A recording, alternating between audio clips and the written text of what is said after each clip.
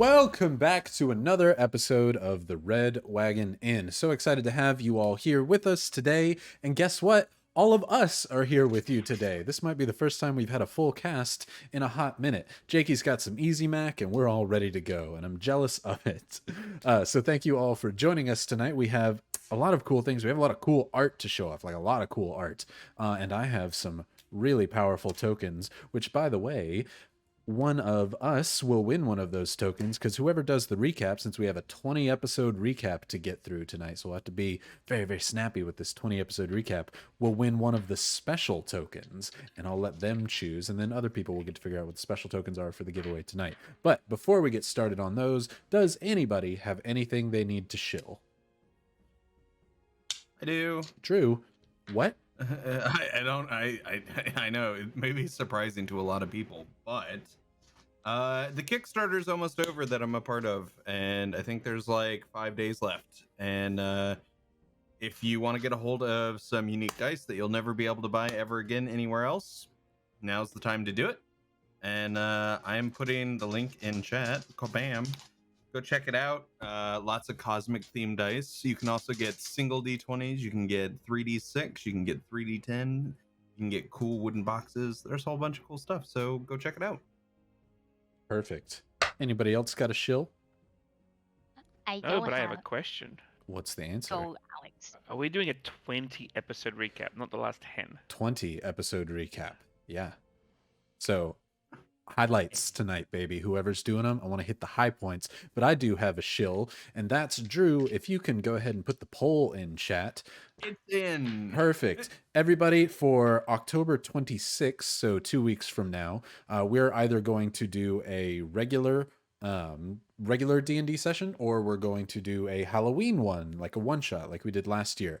Y'all tell us what you would like. Either we're going to come dressed up in costume and play normal D&D, which is a lot of fun, or we're going to come dressed up in costume and play Halloween D&D, which is also a lot of fun. So answer that poll, let us know what you want us to do, and we will make sure that we do that. Since it didn't clarify it very well in Streamlabs, option 1 is the one shot.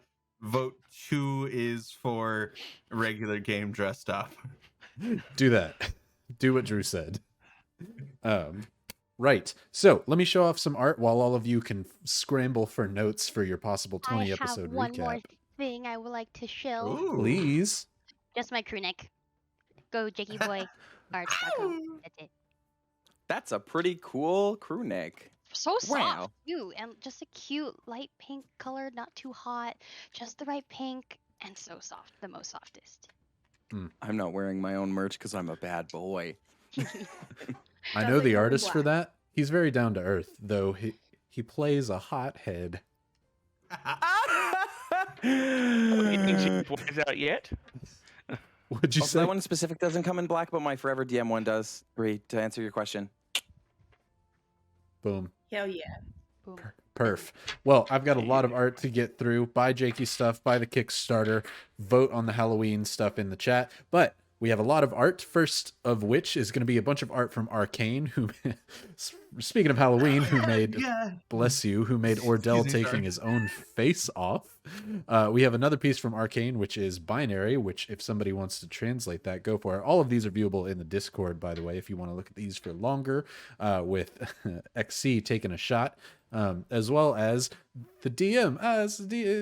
It's Robert passing off the DM hat over to Ritter. I love it.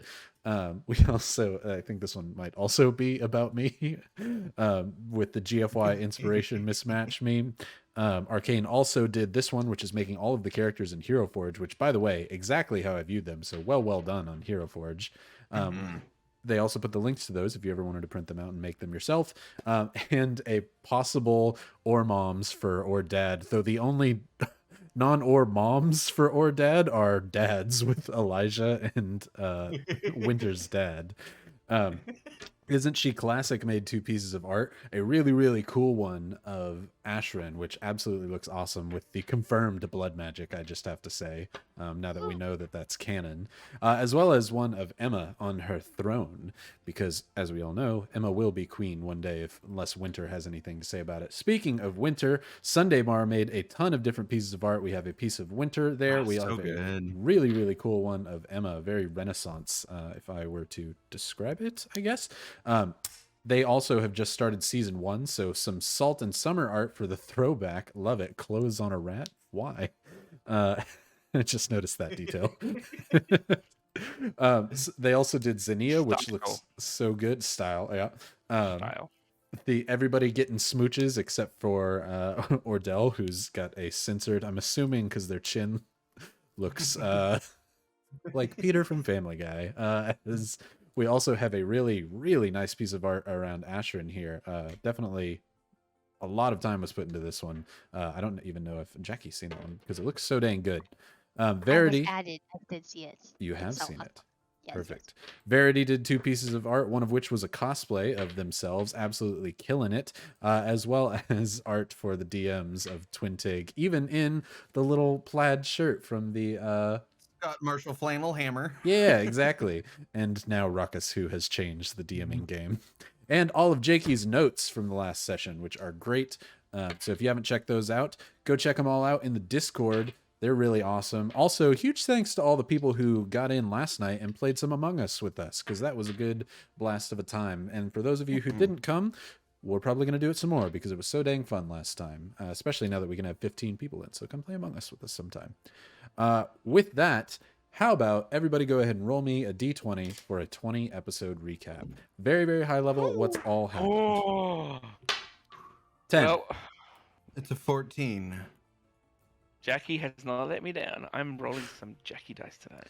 Oh yeah, would you like to show the Nat audience? 20, Jackie. Yeah. Nat freaking 20. Dude, you got Oh. like 3 nat 20s with that on practice before we started. Brie, you look concerned. What'd you roll? Can you see him? A big old 9. Okay, because I rolled a big old 10. Same. Whoop. 10 pals. You guys got to be shitting me. I rolled an These are 8. amazing. Oh, thank fucking God. I was like, the look on your face, I was like, it's going to be like 7 or something. I'm fine, baby. And then it's just literally 9, 10, 10. Oh, I see. Yeah. Wow. Oh, boy. Man, it's a good thing I draw notes because that really helps me remember things. And I definitely don't have crippling ADHD and anxiety, which causes memory problems. No, sirree. Well, Jakey, I will say, if you do a good job of a high-level recap, I'll give you a better than average reward, which I've decided to award these for the 10, 20, 30, yada yada increments episodes. So, I'm let's see what you excited got. for whatever could be. Yeah, okay. So, the very beginning of the campaign, we all started on the other side of the wall. Everyone was in Ordell's kind of junkyard. Ordell was just kind of rummaging around through stuff. Ashrin and Winter were spying, doing that whole, like, I dare you to go, like, touch the butt of the boat. But the butt of the boat was Ordell's bald head. I don't know. And then when they waddled up, Ordell snuck real good and scared them. And in scaring them, caused a Warforged to be awoken by some tripping and whatnot, which was XC. And then later, a ring was found, which inside of that ring was Emma.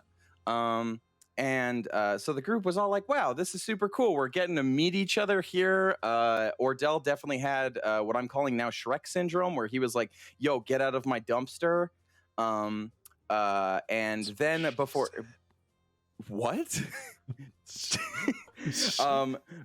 Before they could get out of Ordell's dump, they were attacked by a group of individuals who heard Winter talking about necromancy and Ashrin talking about going beyond the wall. So they jumped in and were like, we're going to beat you up and hit you with stun grenades and things. So a fight kind of ensued. It revealed that they were like kind of like just commoners, almost like a civil citizen's arrest. That's the word I was looking for. Dragged him out to the wall. There was some real sass going on. People getting marked to go across the wall. Emma just really testing the boundaries of just like, look what I can do. I'm going to make this line disappear and reappear. Which almost got Emma's head like punched clean off right on the first episode. That would have been wild. Then as they're all booted from the wall with the big old, I imagine, iron boot, they slapped out and they found out beyond the wall is real gross. There's basically no sun. Whatever cloud or sun coverage there is, it's cloud obscured. Everything is very dreary and natural life doesn't grow extremely great. So while they're on their way, that's where you cue that little image of Ritter and Elijah, but it's all our characters with the little dots. They started just traveling and basically like just walking.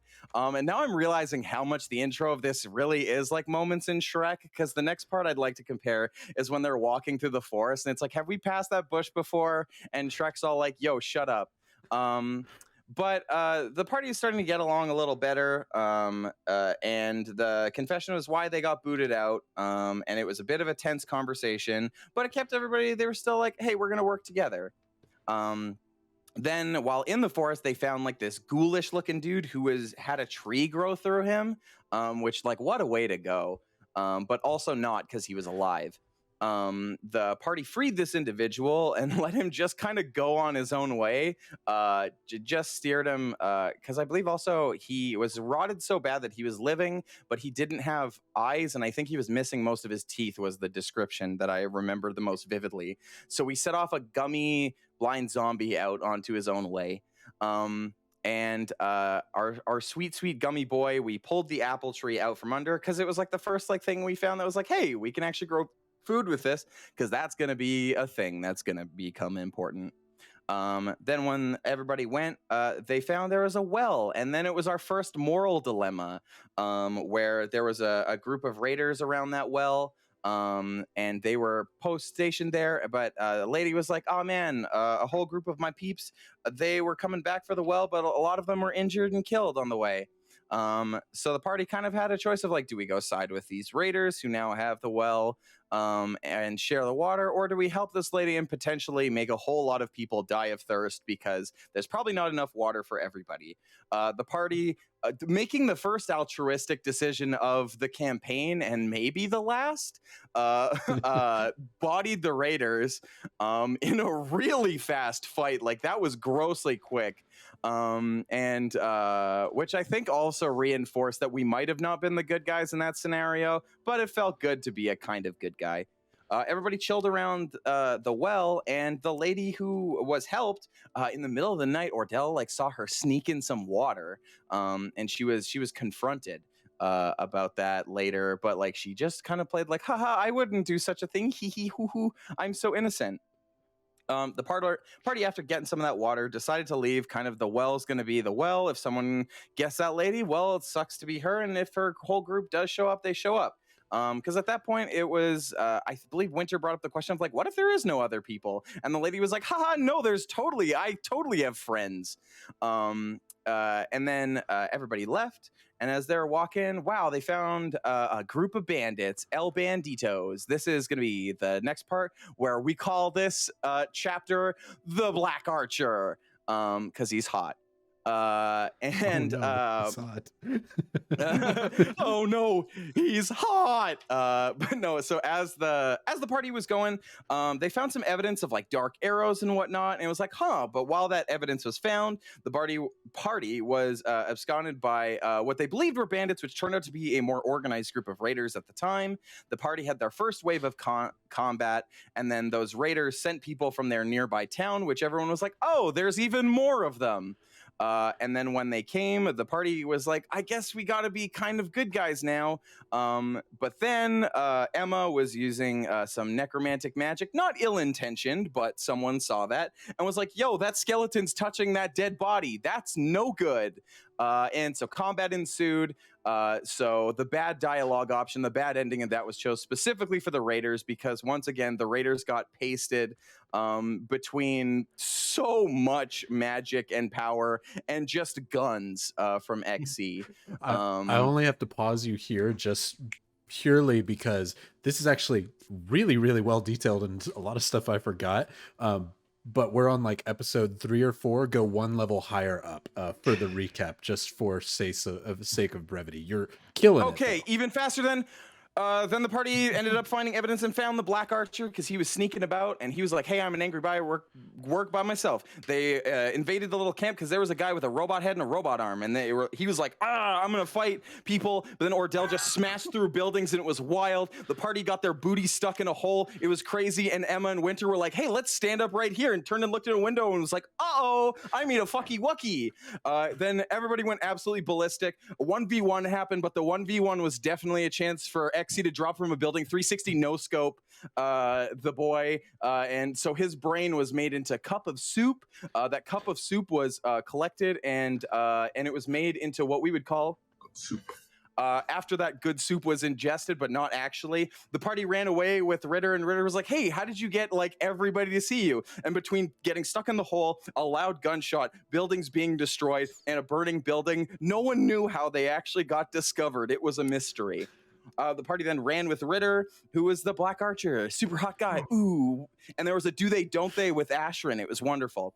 But as they ran beyond, he took them where he was like, hey, we're going to go to this place that's like my little home in the woods. And I think actually just before that, they found a big skeleton that cursed Emma's jaw. So I'm just going to say that happened somewhere in there. And while they were running, then they ran into a dude who was singing some sick beats from Assassin's Creed, but the friendly version, which was Knife Guy's Promise.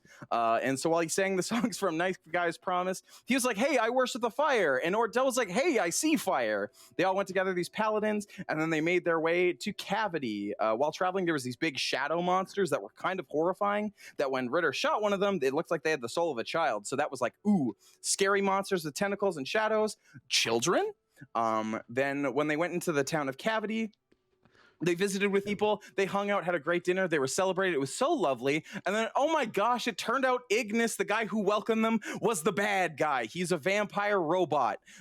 So Attack of the Vampire Robot, the movie commenced. Everybody got in a big fight in the city. Party was split fighting vampires. Other people were beating up robots. Exy was going pew pew, and Ritter was also going pew pew, and they were doing head counts and stuff, which is kind of messed up, but also really cool. Then after that, Ordell's body fell apart, and he was like, yo, I'm a child. Hello. After turning into a child, then the party gathered together, and they were like, hey, we're going to talk about like what we should do next. They decided to target these cloud generators. And this was even confirmed even more because Winter, while doing some like magic undead stuff, found out from a skeleton that's like, hey, those undead generator things that you got, they make the clouds, and I made them, and I might know how to do them. And this ring on my finger is definitely not cursed. Then the party ran away from that town because they were like, wow, we can keep avoiding our problems. It'll never catch up to us. They made it to Crystal Hollow, which is a really cute little place. Winter vibes. Everyone was having a good time at the very rundown Red Wagon Inn. Emma got almost sold into human trafficking, which was absolutely bananas. Then it turned out that was a cult of Tiamat, that one of the people was actually a dragon, while everyone else played Shopping Simulator, and Exy was a GameCube. So while Exy was a GameCube and everyone was shopping, Emma was like, hey, I'm gonna free some slaves and stuff. Just kidding. I'm now getting sold to slavery. Just kidding again. I've met a scary crow man who's also a samurai. And then they had a big old fight with the dragons and these like cultist people. And then the crow guy was like, Omawai, Mo Shinderu. And then the Oni blew up. And after he blew up, then the party was like, oh man, we're going to go rest. And this is going to be such a restful evening. Nothing bad could happen. And then Ashrin's like, man, I love my pretzels. Puts it on the finger. Everybody blows up. But then someone in chatter was like, man, wouldn't it be so funny if there was a demon right now? But I'm going to roll dice to confirm it. Oh, the dice confirmed it. Then a demon came. And the tavern was kind of blown up. There's a demon that was absolutely McYeeted by a vulnerability plus smite wombo combo. So that was fun. So everybody survived. And then after that, they had a whole time where they're just like, man, we're going to give some money to this sweet, sweet lad. We're going to sell this ring that blew us up to some mysterious guy who's pretending to be a guard. And then they were like, man, it's time for us to go on a new adventure. And then they left this town that is now under kind of martial law because everybody was in on the cult. Wow. Drew, can you please? Thank you. We need. Thank you. Well done. Well done. Exy's theme song. Boom. Well done. Congratulations. That was a great recap. I got no notes. So you win the new token that we have, the token of advantage, meaning once you use that token, you don't just get advantage, you get advantage for the whole episode, baby. Great recap there, Jakey. If you had a bad day, I was going to get a token of disadvantage, which was going to give somebody disadvantage for the whole day. Which, by the way, those are the two tokens we're giving away tonight. The first one will be the token of advantage, so you can give a player, or me, if you feel generous enough, advantage for the whole night. Or the next giveaway that will be the second one for tonight will be the token of disadvantage, which will give one player, I'd prefer it not be me, disadvantage for the whole night. You know, just if we're throwing opinions out there. But great job, Jakey. So you get your token Thanks. of advantageousness. But I'm going to use my token right now, actually. My token I'm going to give to Emma, because Emma's going to be talking for us a whole lot with skeleton people, and I don't want to die. So there you go. Token used. what a good lad, and Emma needs. Fantastic. Well, congratulations on that. Does anybody else have anything before we get started? Great recap there, Jakey. Thanks, Jakey. Perfect. Let's do then. So grab a drink, pull up a chair, come hang out with us at the Red Wagon Inn as we go exactly where we were last time. You were in the forest right outside of Wimburne. It is midday as the unwilling Rook is taking Emma through the forest into Wimburne. The rest of the party is tied up and blindfolded, except for XC, who is currently on a chain leash as a Warforged version of a turtle. He's basically a druid at this point, though he doesn't get the battle stats of a turtle, which he may or may not want, that 11 AC. But everyone else is blindfolded and tied up, a condition of them being allowed into Wimburne, the unwilling only city. They said no outsiders are allowed in, but because Emma has some news that may be of interest to them, they said, all right, you can take them in. They're just going to have to be blindfolded, and we're going to put them in a holding area. Emma said, cool. The rest of the party said, cool. And now we're moving currently into Wimburne. Winter, what questions do you have? Are my children with us tied up? They are tied up and blindfolded. Your children and you were affected by a trap in the last one that made you think you were being blown away by magical winds, but in reality, they just ran away for a while. But in your mind, it was very, very scary for a hot minute. I know. Even Yeah. Ritter and XC Terrifying. have been allowed themselves to join in, which was interesting development that I was not expecting. So with that, Emma, you are currently walking alongside Rook, as there are the 4 other unwilling that have daggers at their sides, not currently out, though it seems that their skill would allow them to draw them quite quickly if needed, that are moving the zombies, the skeletons, as well as the rest of the group in and through the forest. So Emma, you're the only one who can currently see. Everybody else has a sack of burlap, or in Ordell's case, so you can't just burn it off, a blindfold around his eyes. Even XC has a tiny little bit of burlap over his turtle head. As you're walking through the forest, Rook looks over at you, Emma, and he seems to be kind of inspecting you up and down. Not so much checking you out in that kind of way, but more just kind of sizing up who you are as a person as you walk through the forest. You notice that the trees here are quite sparse. There's not much in the way of food or fruit trees here. These are just very, very sparse trees that are, for lack of a better term, there's no real vegetation except for these trees here. There's not much that life itself could sustain itself on here within these trees, if that makes sense. Even the bushes, none of them appear to be bushes like blueberry bushes or anything that could be edible around this area. Lots of leaves on the ground covered in snow, though it's mostly the top of the trees still covered in snow here. Emma's gonna reach down and pull Ruckus out. That Rook's already seen Ruckus before. And telepathically to Ruckus, Emma's gonna say, remind Ordell that he has the emerald and he can see what I see. Okay? How am I supposed to do that? You have paper. And have a he pen. has covered eyes. Well, not right now, but whenever they get to where they're going, you're gonna go with him. Oh, you see, you didn't say that. You need to keep me a little bit more up to date on things if you want me to be Okay. accurate. New friend? Maybe. Huh. Well, he needs a shower, but I will get to working on that note as he takes your robe and closes it like a curtain, covering up your rib cage. As you all walk along here, everyone is kind of every now and again kind of pushed forward to go a little bit faster. You notice that there's not many roots growing up and out of the ground. Is anybody proficient in nature checks? Good. What a naturalistic party we have here.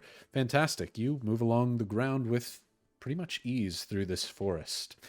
Before Emma, you begin to see what look like flames in the distance of this forest. Rook looks at you and says, once we get in there, we're going to go a different way. We'll take you to our elders. But you're not going to see them until you leave again. Are you okay with this? As long as I can leave, and Emma's going to pull Ruckus out, as long as I can leave my familiar with them at least. They will be kept safe and without harm, as long as you mean not to do us no harm. I have they no will plans be of harm. interested in your news. Beautiful. Well, and Emma's going to walk over to Ordell and just take Ruckus and just place him on the shoulders. Ordell, you feel a pat, which is not that different from the shoves that you're being led on by these other unwilling. However, this weight kind of stays on you. It's quite light, almost like a cat on your shoulders. Before you just feel kind of what feels like one single finger rubbing on you, trying to give you a massage on your shoulder. As Emma, you see Ruckus trying his best to keep Ordell relaxed. Midway through, he's about to say something, then just goes, "Oh, hey, Ruckus." Emma, you hear, he recognizes me. Has he thought about me giving him a massage? You know what, we're not going to do it. I'm just going to keep on as you walk through the forest here. Before you see these lights in the distance, they're eerie, almost blue. Before, in a near instant, as if passing through a barrier, suddenly the lights expand outwards and fly into several torches nearby, and a city that was hidden behind illusion and mist appears. You can begin to see the barrier. Very much think the Black Panther technique, where they basically create an invisibility area. This whole town here is shrouded in illusion magic, not unlike the traps that you saw as you were making your way into here. As soon as you cross this barrier threshold, you begin to see a lively, bustling city, Emma, for the first time, completely filled with your kind. Much of the city work here is done up and built as a part of the trees. Most of the houses are built out of 4 trees, platformed together, almost making elevated homes and tree houses, like you would see in Louisiana and some areas, almost to avoid flood. It's odd that everything is raised, but almost every single building here is raised up from the trees and off of the ground. Most kind of like a Valheim swamp feel. Yes, but less more built, less dirty. Think if you've played like Pokemon Sapphire or Emerald and stuff, that one entire treehouse city, though, you know, that's 2D and sprites, that's more the feel of it.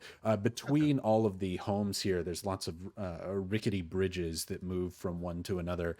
There's almost nothing on the ground here. You can see hardly any people on the ground either, and most of the trees have not been felled in this area, though you do see lots of trees with their tops missing. These are very, very tall pine trees, and so even with nothing below about 10 feet below them, cutting down these trees gives them still dozens, if not hundreds of foot of wood per felled tree, though nothing ever touches the ground. 4-tree city, boom, you got it. So yeah, if you want to look up what 4-tree city is, that's kind of what everything looks like here. Most of the homes are wooden. Hardly anything is built with stone, though that may be an issue of weight up in the trees more than anything else. However, you do see above hundreds of unwilling up in the trees. None of them pay particular import to you as you walk inwards. However, as Rook leads you over to one nearby tree where there is a rope ladder that leads down from the bottom of it, you hear a sudden gasp up from above and see a few other unwilling looking through a trap door down at the people down below. You can hear whispered voices up above. Everybody else can as well, though you can't see anything directly. XC. Oh, sorry. Thought you were. No, all good. Okay, good. Rook comes over to the group and says, "All right. There's a ladder here. You're all going to have to climb it. One of you is going to have to hold the turtle. But you will not lose your footing. It is a ladder that leads straight up. Once you feel solid ground, you are on a platform. Do not move from there or you may fall. Emma, keep them from falling." Be good and don't cause chaos. And okay, that's all I got. Go team. Do you climb up first? Yep. Okay. As you're climbing up, the whispered voices get louder, and you're immediately met by other unwilling in casual clothing. All the other unwilling you've met have had to fight for their lives and have constantly been in attire that readies them for war, except these are in fine woven clothing, silks, all sorts of different wools and colored garments. This looks like a thriving city from your eyes, and one that you're a bit excited to see. The first person that grabs your hand to help pull you up through the trap door is a man with the number 6 carved into the side of his temple.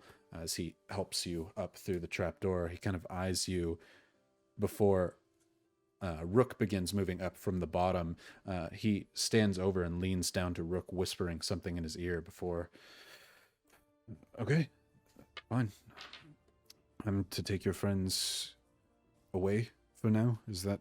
You're understood of that, right?" Mm-hmm. Yep. And they will behave themselves. And Emma looks back down the trapdoor, like, in her mind, she's like, hopefully.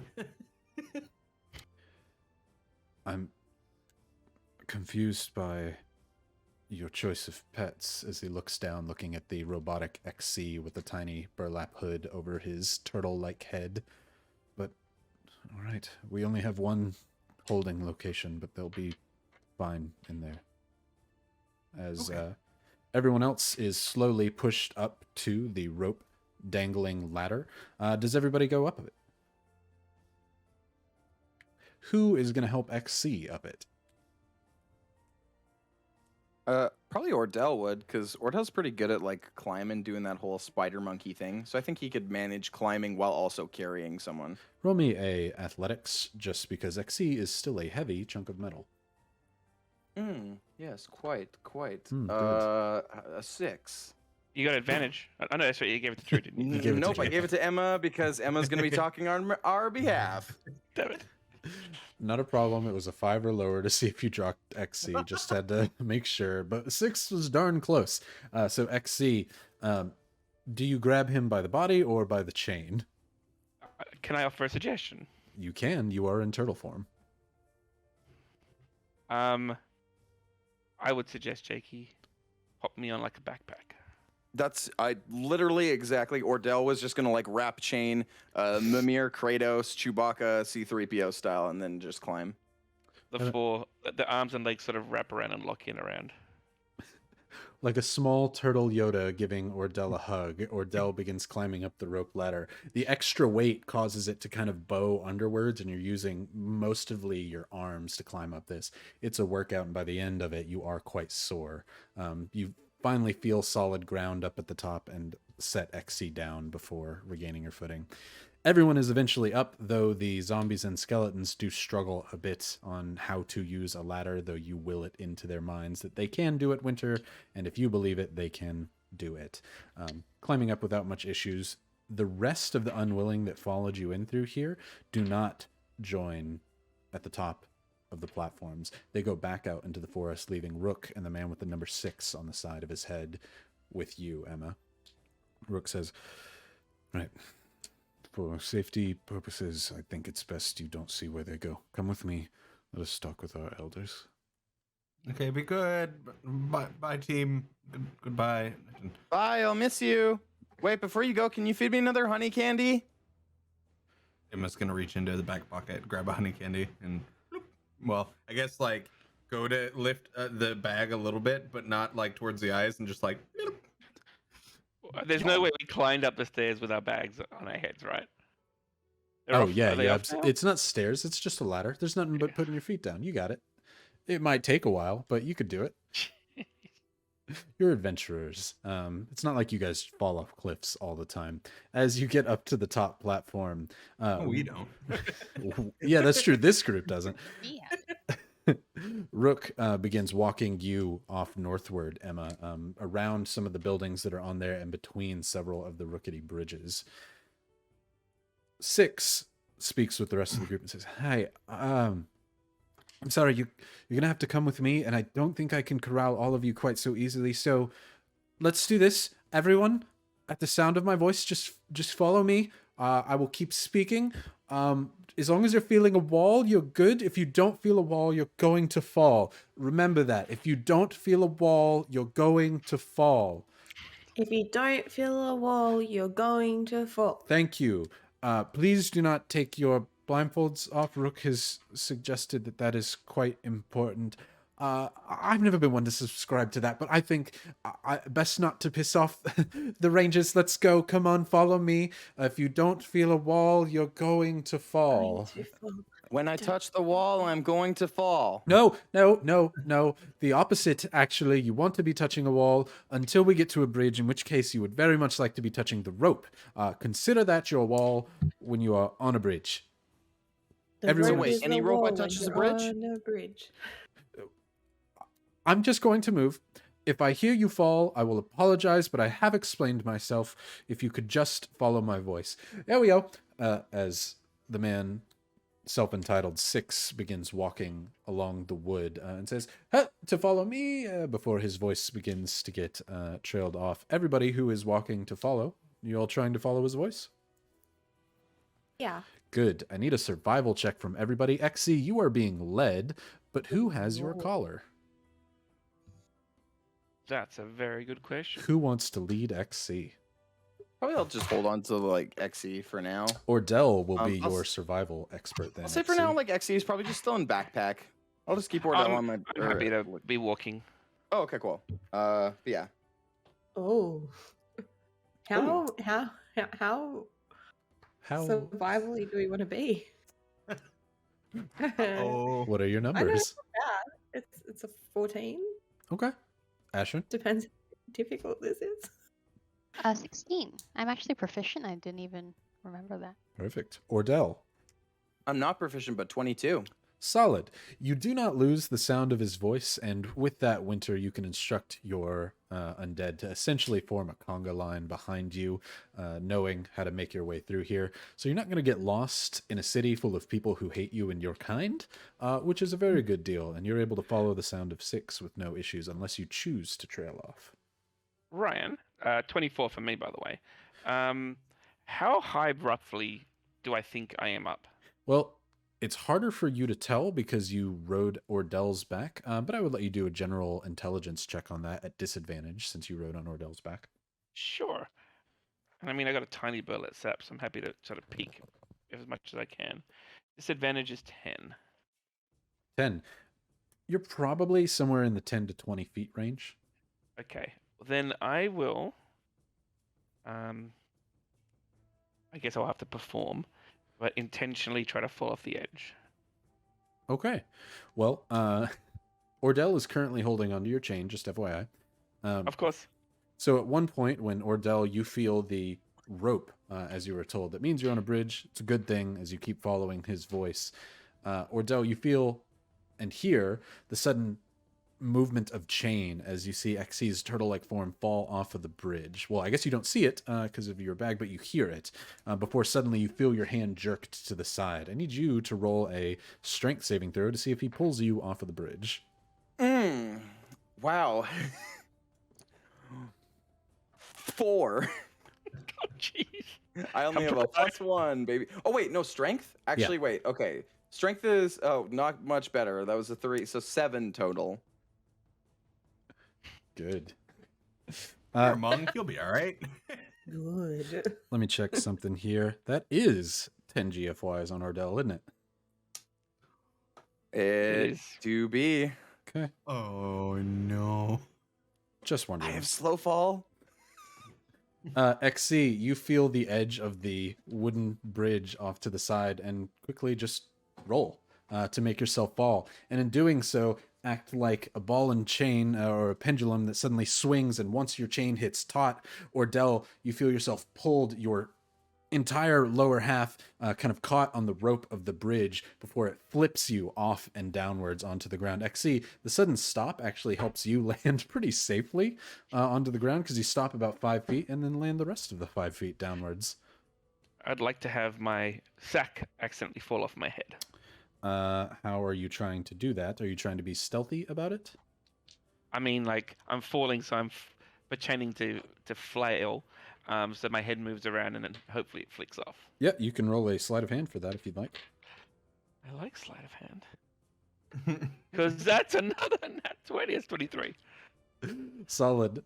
As you fall with your Wow, tiny little I've never mechanical before. turtle feet, you quickly just pull on the string that cinches the burlap closed as it falls due to the wind. And in doing so, Ordell, you were yanked off of the side of the bridge. You're going to fall. You still just fall right on your back, and you take 5 points of bludgeoning damage. Not too bad. Cool. Not too bad. Just had to remember if you have the 10 GFYs or not. Just like to keep that at the forefront of Yeah. people's minds. Well, I'm gonna use my slow fall reduction, so I don't take 5 at least, just because I want as many hit points as I can have. Fair enough. As you begin to feel yourself fall, just that kind of initial as you hit the rope on the bridge, when you fall, then yeah, you do gently fall onto the ground. You kind of hold yourself clutch until you feel the ground gently lay your body upon it, rather than the hard, heavy fall that you would have felt. XC, what was described to you is seen before you now. You lay on your turtle-like back, looking upwards with your burlap hood off, and can see your surroundings. Go ahead and roll me a perception check to see how much you can take in. 13 plus 7 is 20. Dirty 20. 20. Because you're on the lower parts, you can't see how many people are here, though in the distance you can see some. But you can see basically everything that was described before. A complete lack of anything on this forest floor here. Everything is built up above you, though there are a lot of materials that would suggest they have to leave this place for gaining materials or do trade with other areas within here. You can see that they're not just held on by ropes, these tree houses. They're nails and pieces of iron, all supplies that you'd have to have some sort of trade or mine or something set up that this city does not imply that it would have based on location. There would be 3 things, if possible, I'd like to see if I can see. Let's see if you can see them, as you're definitely noting that 6, you all hear, those of you who are up on top hear 6 say, "Oh, no. Oh gosh. Shit. I'll be right down. Close your eyes." Before he pleads to XC, hoping he won't take a look at anything. Before you see a man with a 6 carved into the side of his head look over the bridge, and he tells Ashrin and Winter, he says, "One of your friends has fallen off the bridge. Please do not leave. It won't be safe in the city. If you do, I will be right back." Before he runs over to the rope bridge Right that you came before up. he runs, I just want to give him like an unnecessarily hard time. Like, they're what? Oh my god, if they're dead, you guys are all dead. No, if your little turtle friend just, I will be back. Do you try and intimidate him? No, I mean, yes, but not seriously. Okay, we'll just say that you say that. Oh, As he no. runs to the rope bridge. What are you trying to see, XC? The ladder we took up, Mhm. The direction that the group is heading, and if possible, the direction that Emma took. Okay, can I see them walking away? You would have seen, so with you got a 23? 20 flat. 20 flat. Okay. You can definitely see the ladder where you came from. Y'all have walked about 100 feet on the upper parts up here, gone from about 3 different housing and locations from bridge to bridge. And you can see 6 running along, which kind of clues you into where the ladder location is. There's only 2 directions they could have gone from that, and you went one direction. So based on what was said before, you can assume Emma went the other, but you don't see Emma nor where she is now. Emma, you don't hear any of this commotion going on. Rook is walking you pretty steadfast through here, and all of this is happening a couple hundred feet away. At I this will point. say Emma probably does stop for a moment. She looks back, shakes her head, and she just keeps walking. Well, you don't see it, but if you just know to shake your head through general She knows knowing. the party. Fair enough. She knows the party is not gonna do this easily. Ordell, you lay on the ground. Are you just laying there still? No, I think Ordell, being Ordell, like kind of gets up and he starts like Marco Poloing his way, waddling around.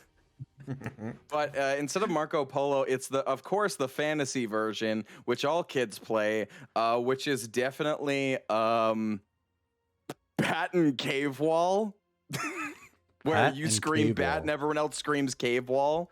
Oh, Bat and Cable. That makes more sense. I'll give it to you. I like that. Yeah, no, So that's Ordell good. just starts yelling Bat, Bat, Bat. Can we hear him? Oh yeah, you're only 10 feet Bat? above him on a rope bridge. You can hear him down below. Cave wall. Bat. And I wonder. You said it's only 10 feet up. Yeah. Oh, that's easy. Ordell's gonna try and blindfolded jump up to it. Because I can with Step of the Wind, I can absolutely do that. Hey, chat, high or low? Because I want to see if as you jump up, you are directly below the bridge or a little to the side of it and can echolocate your way onto the bridge. Everyone come down. Oh, I hope. Yeah, I was gonna say I like Super Mario 3 the bottom, and everybody just goes. Bow. Break the bridge. I'm seeing mostly lows, so I got a 15 solid Ordell. Yeah, my man. So yeah, you're doing how high does the jump allow you to go? I believe it. Is it Let me triple? double check. Where the heck is? Why can't I find it? Slow fall, extra attack, key. Oh, there it is. Disengage. My jump distance is doubled for the turn, and I'm just gonna check jump height, what that's equivalent in 5e. XC, you hear Ordell yell out "Bat Cave" as I he can see circles it around. happening. Oh yeah, I guess you can see it. That's true. Plus your strength mod. So that's 4. So Ordell can jump. Oh wait, I can only jump 8 feet. I mean, That's a strength thing. That I feels mean, really that's weird. pretty good. that's yeah. I mean, it is, but I'm also like, why isn't that a dex thing? You're talking But about anyway. height or distance? Because distance That's is a height. roll. Yeah, height. That's dude. That's pretty good. That's nearly a basketball hoop. So at 16 feet, that's only 1 worth of fall damage. So as Winter, you and Ashrin, or just Winter, is all I've heard so far, yell, "Cave wall," you feel your feet suddenly bounce as Ordell flies directly upwards underneath the bridge. So you'll take 1d6 points of damage as you slam your head up on the bottom part. 4 damage. That's not all that bad. We take damage. No. Ordell does. Oh, I thought Actually, he bounced you know what? all the way up to the roof. Winter, that's a Dex good save. question. You and Ashrin roll me a dex save. God. Because of course they're blindfolded, so they've got to have advantage, right? The dex save enough is, but thank you, evil DM friend. Winter, 3. 3. Good. Ashrin. A unnatural 20. Ashrin, you have both My hands held fingers onto the rope bleed. as you were told to. Winter, however, has been leaning over the rope. We did say all the zombies and skeletons are conga lining with you, and so I'm wondering if it's raining men currently. It's raining Awesome. dead. Hallelujah. XC, you suddenly see Winter falling off the side as Ordell hits the bottom of the bridge, and actually, I will do a strength save. Okay, so one of the child zombies has one hand held on the rope, but lets go of you, Winter, to stabilize itself and everybody else behind. So none of the other zombies or skeleton fall. However, you definitely do. And there's no slow fall for you. I like to think that I'm trying to grab onto the rope, but I just don't have enough fingers to do it. It's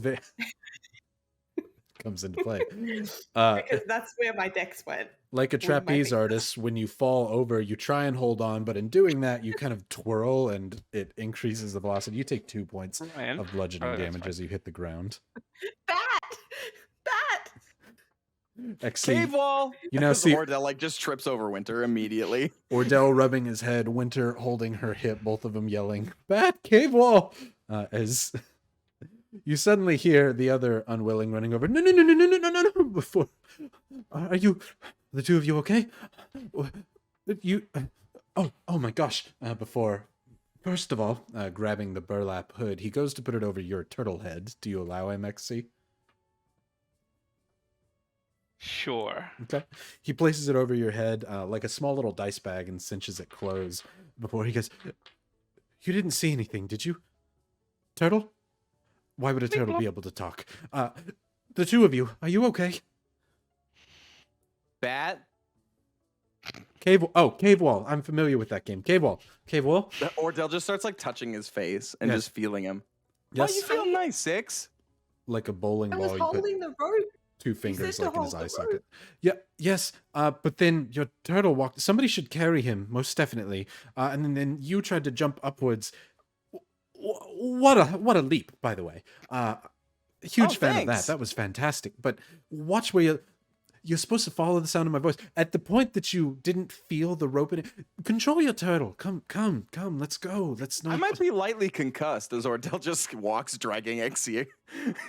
Oh, I am not skilled in medicine, but if your bones are broken, I could help you. Does it feel like a bone is broken? Your I don't know if I head have bones now that I'm made of fire and stuff. Oh, well, that's amazing. We're all made of bone here, so I can't help you. So I hope that you can heal yourself with your fire. But please, Yeah. I will do a game that you're quite familiar with then. Bat. Cave up! As Ordell just like sprints now running at him where he hears his voice. Wait, aren't you supposed to say cave wall? Oh yeah. I'm supposed to be following you. That's You're what I'm not- saying. Bat. You listen to my voice. You say cave wall and follow me. But you know, you're supposed to be looking for me. I'm supposed to say bat and you're supposed to say cave wall. Fair enough. Cave wall. Follow me. What? No, I'm supposed to say bat and then you say cave wall. I'm Cave going walls to don't make just hold sound. both of your hands, I think, until we get back to where we were. Can That'd you probably carry be this best. turtle? Yep. Good. XC, you feel yourself suddenly lifted up by bony fingers, and Ordell, the weight clamps over your shoulders once again as he leads you all back to the rope ladder up into the place that you were before. You've climbed this before, so you don't have to worry about the weight this time. Ordell, Ashrin, you hear nothing but the flies surrounding the zombies and skeletons nearby as your friends slowly make their way back. Ritter and Elijah seem to be kind of whispering something back and forth to each other through their masks before Ritter kind of you feel like his hand touch your shoulder. He says, Ashrin. Yes. What? If this one seems to be far too trusting, if we need to break out of here, we can. I am not fond of this, but Elijah says he will follow your lead. He keeps saying that he's cool, but I think it's best to have a plan in these situations. What plan? I can't see anything. I'm bound. That's what I'm saying. If we need to just get out of here, we can find a way to remove our masks, and then we can leave from there. You have a plan? I mean, not currently, but Ordell can light his mask on fire, and then we could get out of here, right? I mean, Ordel's not attached to us anymore. It sounds like he's down there. Also, okay, at this point, I'm too afraid to ask, but I don't know what this bat cave wall thing is, and I can I ask you to explain it to me without being too embarrassed, because I feel like everybody knows it, but I don't. I never got to play games growing up. Before you hear Elijah like, oh no, that's an easy one. It's one of us is gonna yell a word, bat. Usually that person's it, and they're trying to find the other person. They are the cave wall. It's like a bat with echolocation, you know, where a bat chirps outwards like a little bird, making sounds. They can find where to go. Got it. Okay. Right. So it's not like a code word or anything. No, It's like a code word. well, it's kind of like a code word. It's like one of the original code words, truly. Right. Okay, so going back to square one, we have no plan. Okay, all right. I will keep an eye out, ear out for anything, I guess, and I'll let you know. Oh, should we have a code word in case I come up with anything? Uh, okay. They're using bat. What's another animal that's like not too obvious? What animals escape things really easily? Monkey. I was thinking monkey. Okay. Monkey. That's a good one. Okay. So if any of us have anything, we just yell monkey. Monkey it is. Monkey. Okay. Right. Okay. Cool. As cool. you begin to hear approaching louder and closer, and we're walking, and we're walking, and we're walking as he's leading You Ordell don't have to and tell Winter. us that now that you're holding our hands. I just We know we're walking. you fell before, and you're placed in my care, and I don't want you to get hurt. I don't want that for you. As Do you use beeswax on your hands, Six? I don't. Should I? I mean, in my bag, I have lots of jars of honey, and there might be beeswax. But I just noticed, like, your hands are soft, though, so I just want to figure out, because Emma's hands are usually really dry, but your hands are soft, so how do you do that? I sand mine down so that they're quite smooth. Doesn't that hurt? Hurt? It did the first time, but once they're sanded for good. Oh. But thank you for Cool. noticing. Not many people notice. Do you have like milk baths or anything? That might help. As in locations in which you could buy and drink milk? No, baths. Oh, I thought you said bar. Bathe in, because like all the calcium. No, but we should think of that sometime. It's hard to find cows out here. You wouldn't believe. Here, we're joined with the group once more. Everybody, this time, we're just going to hold hands. I think that's a better solution. Let's do that. As he lets go of your hands and goes up and grabs Ashrin and Elijah's hand up at the front of the group and says, all right then, once more, we're walking and we're walking. Begins to lead you all through the top of the trees. Wait, are my friends dead? I only heard Winter. No, they shouldn't be dead. The one with fire. The fire one. I'd like to think that everyone, while they're walking, all holding hands, Ordell's holding hands with one zombie, and they've just been standing there, so because the zombie's not moving and Ordell's not. Just after a while, it's just like Ordell's like, Winter, your hands are cold. I told you I'd kill you if I knew your friends died. No, they're not dead. Bat. As Ordell just runs, dragging this zombie along. Nope, he's not here. The fire one is here. Right. Okay. And the turtle? Hi, I'm the fire one.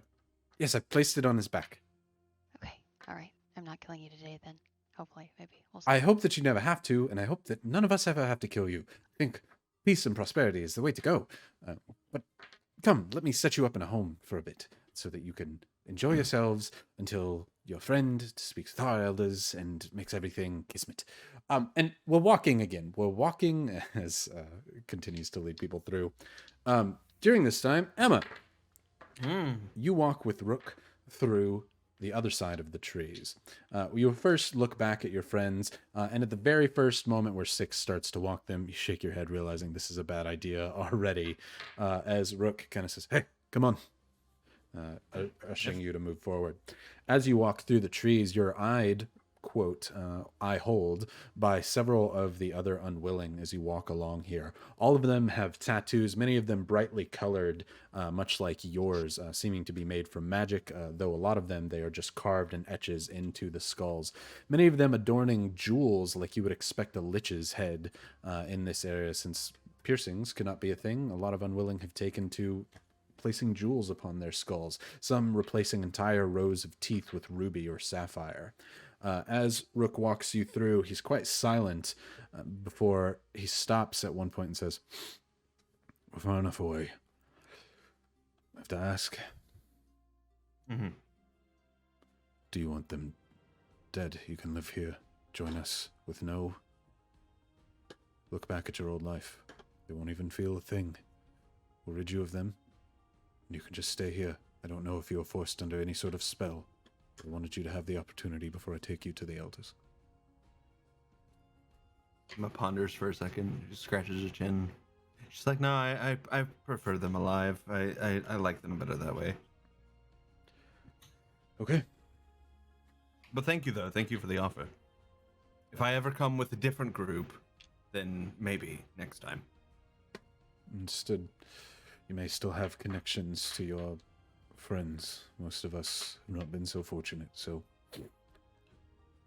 just wanted to see if you wanted to join us, but fine. Then I will just allow you to speak with the elders. As Rook. Oh, go ahead. This is a amazing place. How long has Wimburne been a place? We started as a small colony, maybe 150, 200 years ago. I am newer, and by newer, 50 years or so. We've slowly gathered more and more as more unwilling are sent here into Old Korra. They find their way to us slowly or are traded by raiders. We'll trade for the freedom of unwilling anytime that we can. Out of curiosity, do you know the ages of the elders? Same age as you, same age as me. Everyone was raised at the same time, but they were old even in life, and so they act like old souls. Old as in, like, 500 years? Old as in, were you not raised with the rest of the unwilling? 925 years old we all are. Oh, I'm 917, so... You were raised after the rest? I was. Speak to the It's a elders long about this. story. They want to know. Yeah, it's a long story. I can update them later. It's all things. But yes, the elders. He looks as if he's about to say something to you before he shakes it off and continues walking you forward through the trees here. You notice that there's tons of shops that are up through here, but they all appear to be handmade goods. Not much here is intricate, is the best way to put it. A lot of gadgets or toys are very crude and primitive just from the lack of resources they have in the area. Having access to metal and things that aren't just made from magic seems to be a rarity, though magic is pretty prevalent here. When you've been alive for as long as you have, you tend to dabble in magic at some point, and so you can see quite a lot of that on display. Magical items, though, instead of being imbued and sold onto like rings and things like that, it might be bits of twine being sold with markings on them that seem to indicate draconic language and magic origin at the shops, though you never really get much time to stop and take a look at them. As you are moved forward to one somewhat larger hut here, it's kind of held up by about 10 trees or so, though by a normal town standard, this would still be a very, very small town hall if there was to be one.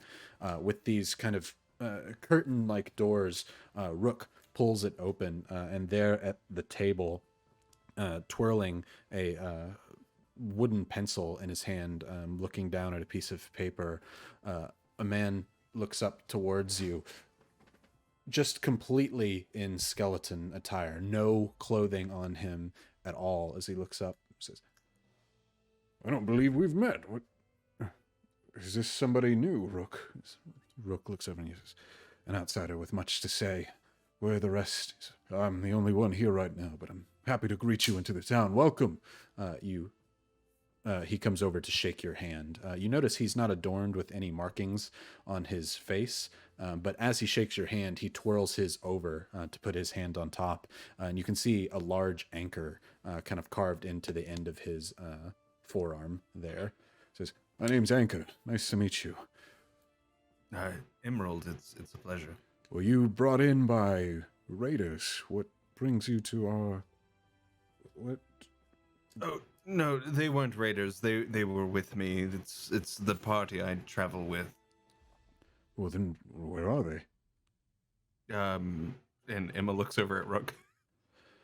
They're living. We have them in the den. Well, we're going to keep them there. They're not allowed to see anything, as would be requested. We'll let them leave if this one chooses to leave, but until then we want information. There's a lot that she has to say. I'll leave you to it. I'll be outside if you need anything. Anchor says, "Thank you. Come, have a seat." It's just Yes. doodling more than anything. But You come with living. What? Willingly? Yes, actually, they're very good people. They've actually stood up for unwilling in the past. They're they're not they're not. I wouldn't say like your normal people. They're good. They're good people. They're chaotic like myself, but they're good. Must come from outside of Cora, I assume. I believe they came from Ludrith. Maybe is that the place? It's one with a wall and people Even- behind a wall and Even more They were- surprising that they're sympathetic. seems I found the right ones. Well, keep an eye open. He chuckles at his pun. I've come here to ask of possibly a favor, more to let you know information. There's a group of people that were going to make your sanctuary here out to be a bad place. Vampires, in fact. And they were going to wage a war against the new Cora. I'm so unfamiliar with most of these places, but long story short, they were going to bring you into it, most likely against your wills. And I know with the unwilling, you have fought in a war that most probably didn't want to take part of, but we came here looking for help to fight. I have probably dozens of questions, but just a few stand out. First and foremost, you say unwilling like you're not one of us. If we want to get into technicalities, I'm not. I'm a Ghoulcrest.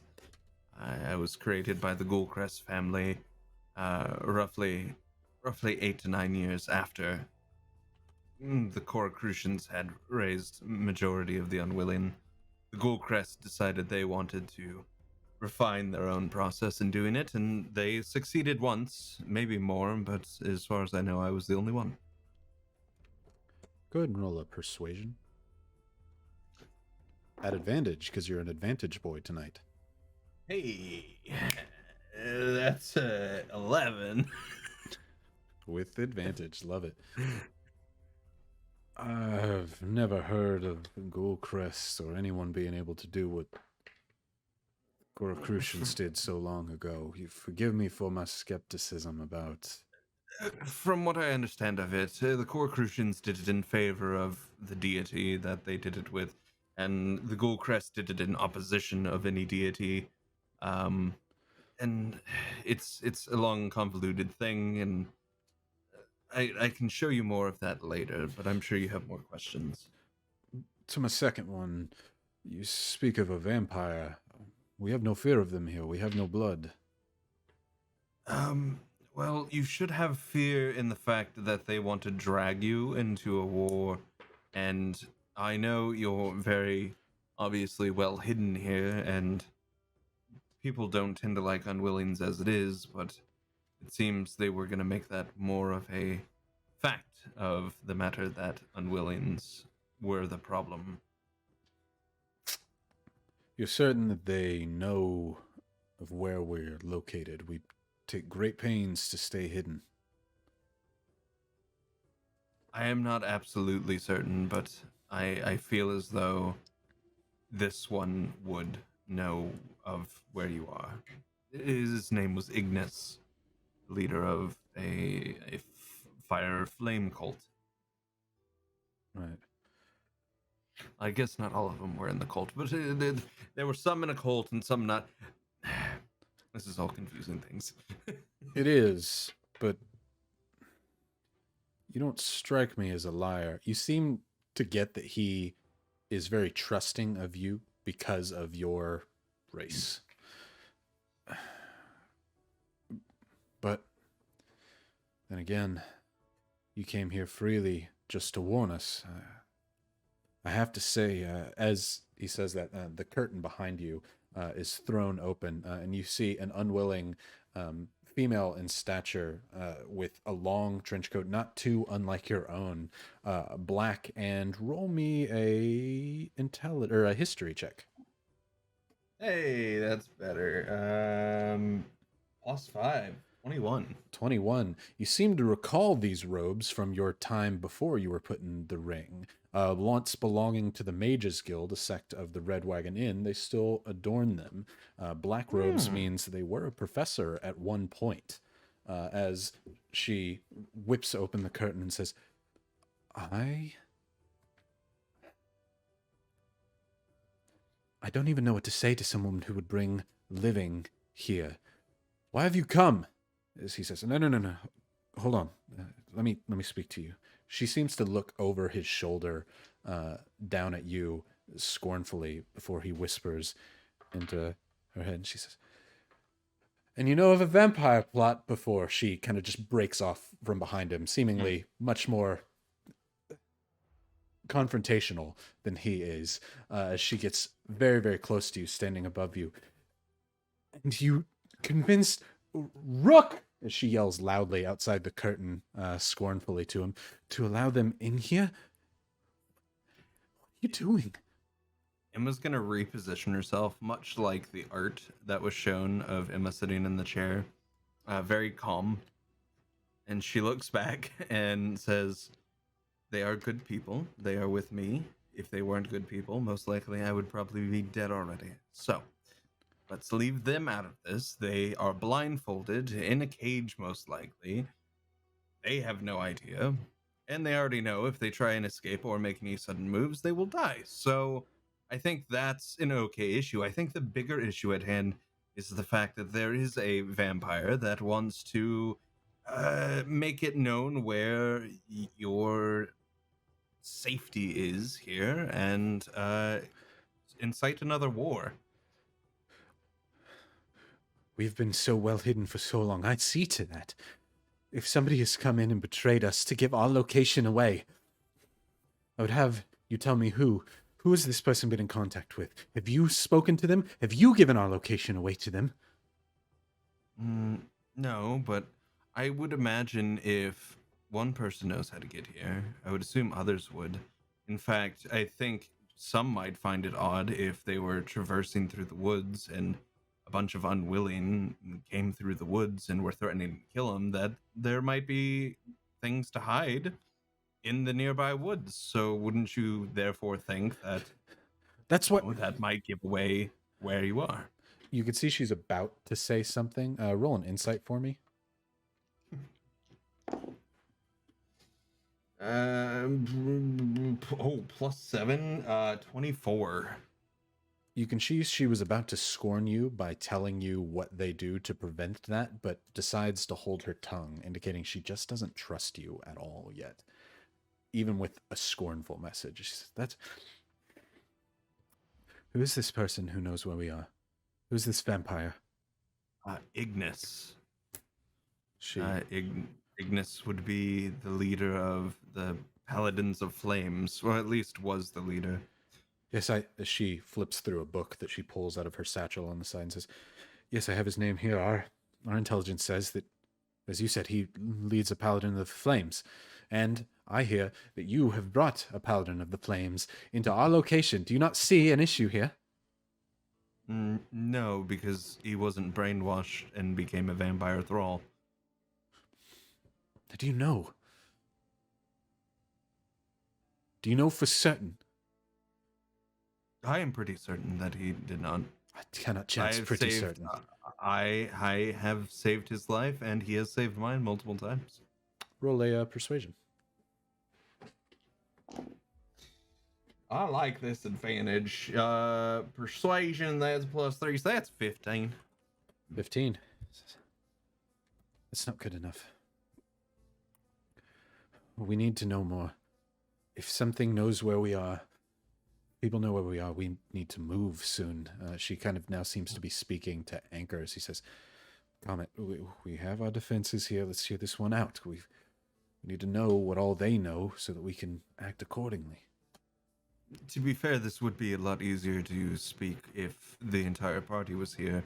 Even if still blindfolded, at least they I no, and Emma like clacks on her head. No brain up here, so memory sometimes escapes me. Shut up. That doesn't work on us. Well, No.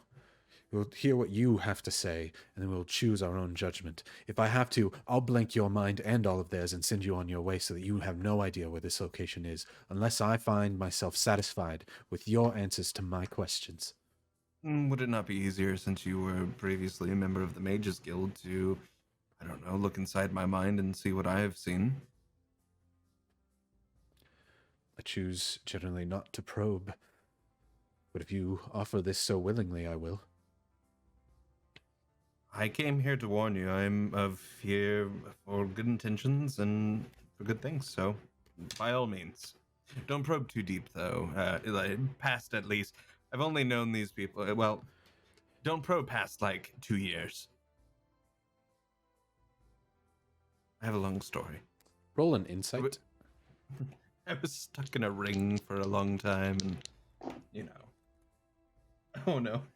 Insight is pretty low. Even +7, so that's a 13. Solid. She seems to accept your proposal as she walks over and takes her glove off, showing her bony hand, and goes to place it on your skull. Do you let her? Yeah. She does so. Before you can see her jaw open, indicating from your own knowledge of yourself that she's whispering some spell, though she has no lips to show off the whispering, and begins peering into your mind. We'll come back to that in a moment. As XC, Winter, Ashrin, Ordell, Zombie Friends, Ritter, and Elijah.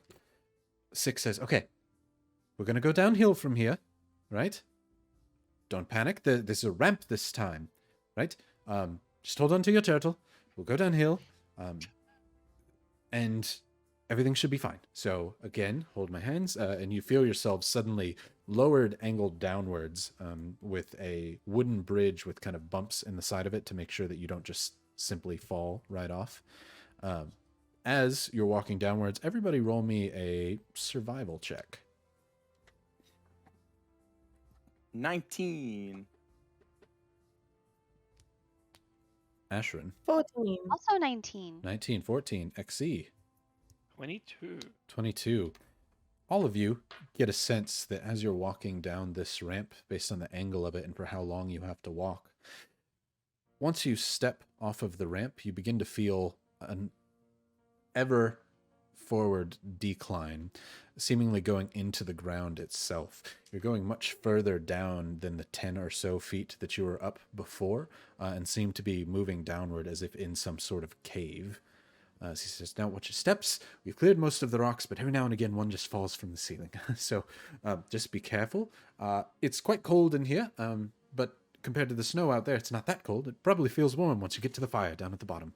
So hands on the walls. I'll still hold the other as Six continues to lead you all further down. You walk for maybe a minute or so down here, indicating you probably, with all of your survival checks, you can guess that you're somewhere between 20 to 50 feet below the ground at this point. As even through your bags, it's just burlap, so it's not completely opaque. You can begin to see some light, as if a fire is lit on the inside of here. He says, okay, you're going to hear a loud noise. I'm just going to open the door, and then I will let you all in, and then I will close the door, and we will pull your blindfolds off. Does that sound good? What if you just put us in like a big, you said fire, like what if we just go in a big stove? I don't Are you want to gonna cook kill you. us, Six? No, we don't eat people. We have no stomachs. I didn't. Hey, I asked if you'd kill us, not if you'd eat us. Are you gonna kill us then eat us, Six? You said You were awfully quick to stove. say you were gonna eat us. You said stove. Yeah. What else do you do on a stove? You said you were gonna bring us to a place with fire. Yes, there's a fire for you to be warm in. In? You want us to be warm in the fire, Six? Around! I have been nothing but kind, though you fell off of a bridge. I think that I'm being quite hospitable. I think so too. Six. I'll keep it real with you. I can't see anything right now. It's been a while since I had my last honey candy. I'm a little irritable. And also, I hit the ground there. I might just be taking on you. Six, you are a wonderful and kind person. Let me start over and say thanks. Thank you. for saying that. That's kind. Just to clarify, though, we aren't being put in a stove. No, of course not. We're just putting you in an area. We're going to close the door so that you can't leave. And I don't even care if you take your mask off. You can't see anything in here. It will be fine. I'll come and put your burlap back on. I can't undo your cuffs because I don't have the keys for that. But I can undo your burlap so you can see at the very least. So can we undo our burlaps now so that we can see we're not going into a stove? No, because I don't want you to see which key I have. See, I can be hospitable, but I still have to follow the rules. What if we turn back, turn around, and don't look at it? Just come in as you hear like the lock undo from a heavy iron gate as it creaks and moans as he opens it upwards. He ushers you all in and says, "Watch your step. There's a bit of a step on the way in, but then you'll just go right." Okay, good. As he kind of helps you all into this area. Absolutely, it happens for Ordell. As you all slowly make your way into this area, he says, "Okay, before you hear," as the lock closes once again. All of you are tied up just with rope except Ordell, who has the metal class from before. So once you do have your burlap off, you could probably undo yourself. It's just if you want to or not. Save XC, who now has arms just around Ordell still. The lock is undone, and he says, "Okay, anybody who would like their burlap off, come here. Just come to the edge of the door, and I will..." Yes? Does everybody go for it? Cave wall. Yes, good. Yes, I would like to have it off my head. Everybody come over? Mm-hmm. Perfect. Yeah. As you come over, he undoes the burlap off the top of your head, allowing you all to see. Your eyes aren't completely messed up by the light that they would be if you had been in burlap for quite some time, since you are down underground at this point.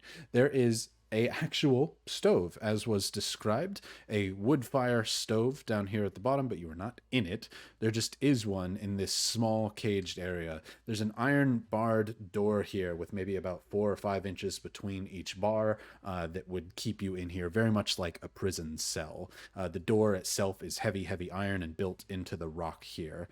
As you see Six undoing all your burlap, he says, "There we go, great." Everybody roll me a perception real quick.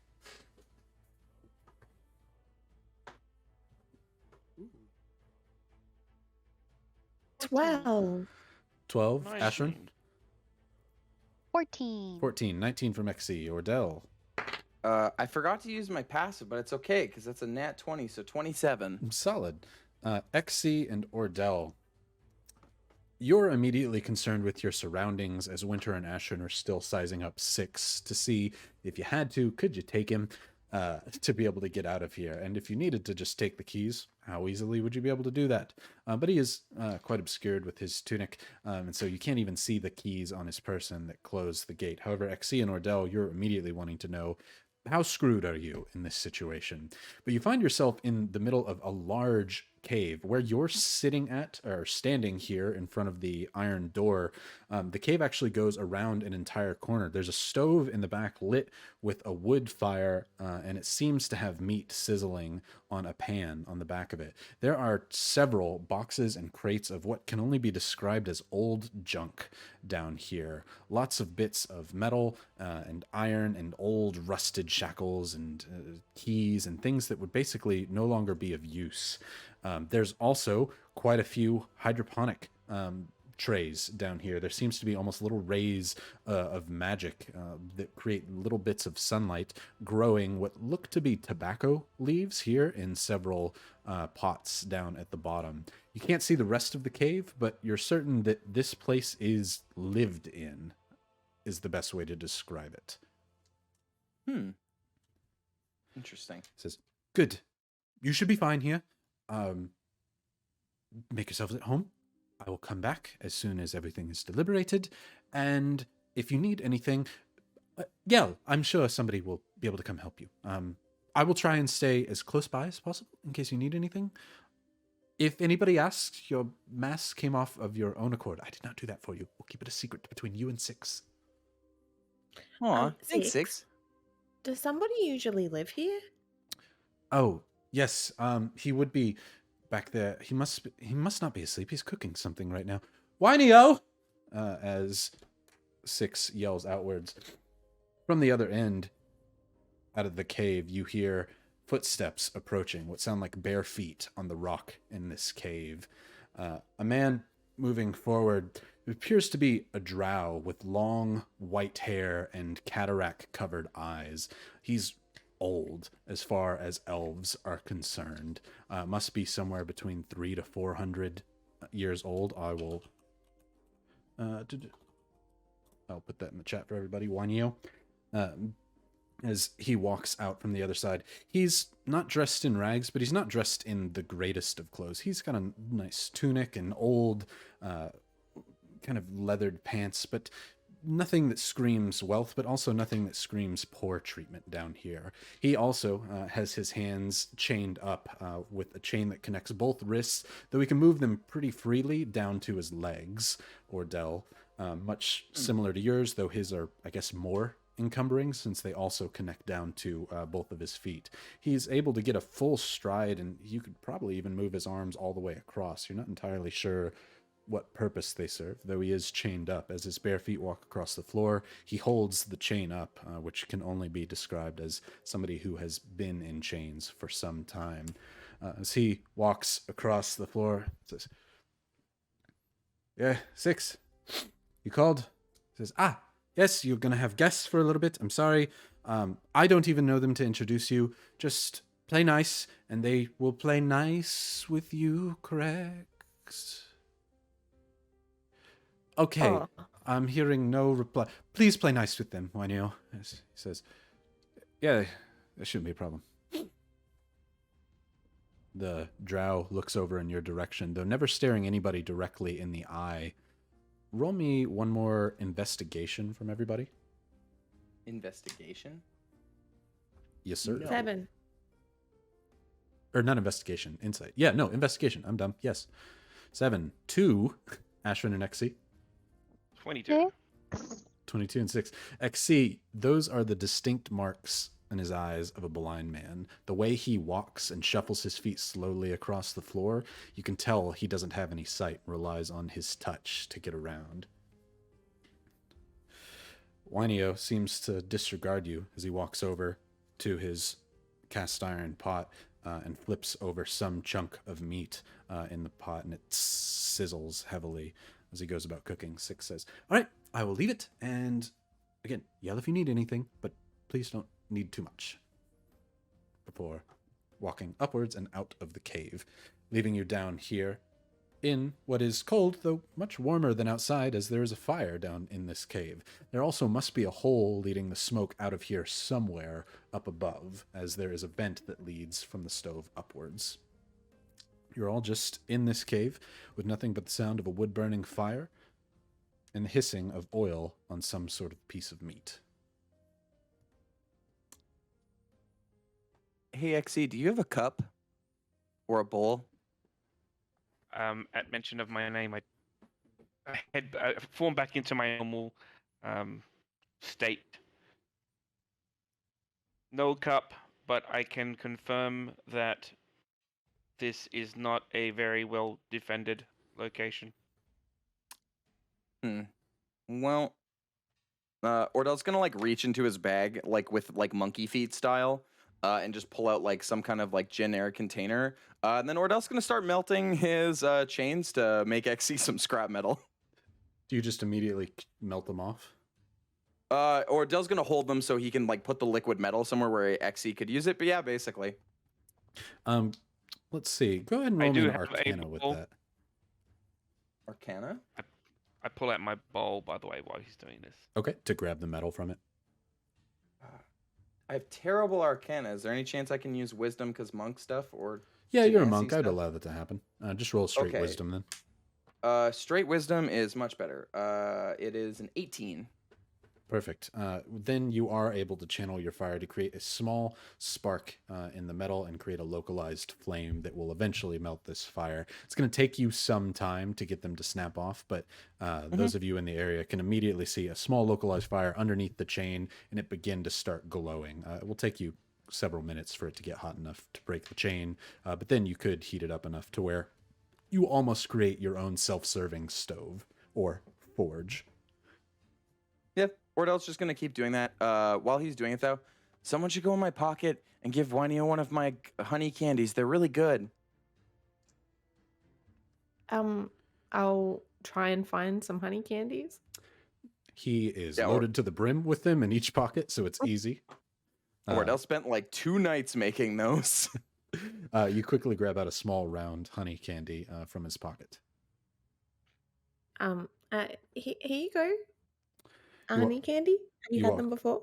You walk over to the drow who's currently at the Mhm. stove. As you approach, he doesn't really seem to pay you so much mind as you say, "Here you go, honey candy," before he continues to mess with the meat, flips it over. Tss. I'm gonna head over to Ritter. Yep. Pull out my tinkerer's tools and see if I can remove his shackles. Yeah, no. Well, so all of you are roped except for Ordell, who's breaking out of it. So it's not a problem. You could just undo the rope if that's something that Oh. you'd like. Sure, done. Perfect. Yeah. And I'll then I'll start doing everyone else, Asher, and all up. Perfect. You undo everyone's rope, and as Winter's offering the candy over to Wyneo, you go over and undo her rope. As Winter, she doesn't seem to be paying much attention to you and doesn't recognize that you're talking to him, it seems. Excuse me. Hello. Hey. I'll like wag the honey candy in front of him. Can somebody answer her? She's talking to you, You. mister. Oh, shit. I'm sorry. I can't see you. Oh, you were offering me candy? Oh yeah, sorry. I didn't yes. This is from Ordell, and I like point over to where Ordell is. He reaches his hand out until he touches your hand in the small candy before he grabs it and says, "Thanks, I haven't..." Oh, what is this? It's honey mixed with kind of whatever I found in a jar, but I made a whole bunch of them and they all taste great. You're Must right, have they do good for taste you. great. This is amazing. I haven't had anything but just meat and leaves. They don't give me hardly anything in here. You eat leaves? Well, lettuce, but I don't like it. Agreed. Yuck. Well, when I'm done melting my chains, so XE can use them, I have a bunch of seasoning and stuff and like food that I raided from a castle pantry stuffed into a magical bag. So I can like cook you something. I'm quite proficient as a chef, you might say. As Ordell smiles, still with his little blowtorch. Please. It tastes so good. No, that'd be great. I normally burn myself on this at least once when I'm using it. I'm going to sit down and just let you handle it. Yeah, you're hosting us, so it's the least we can do. Does anybody smoke?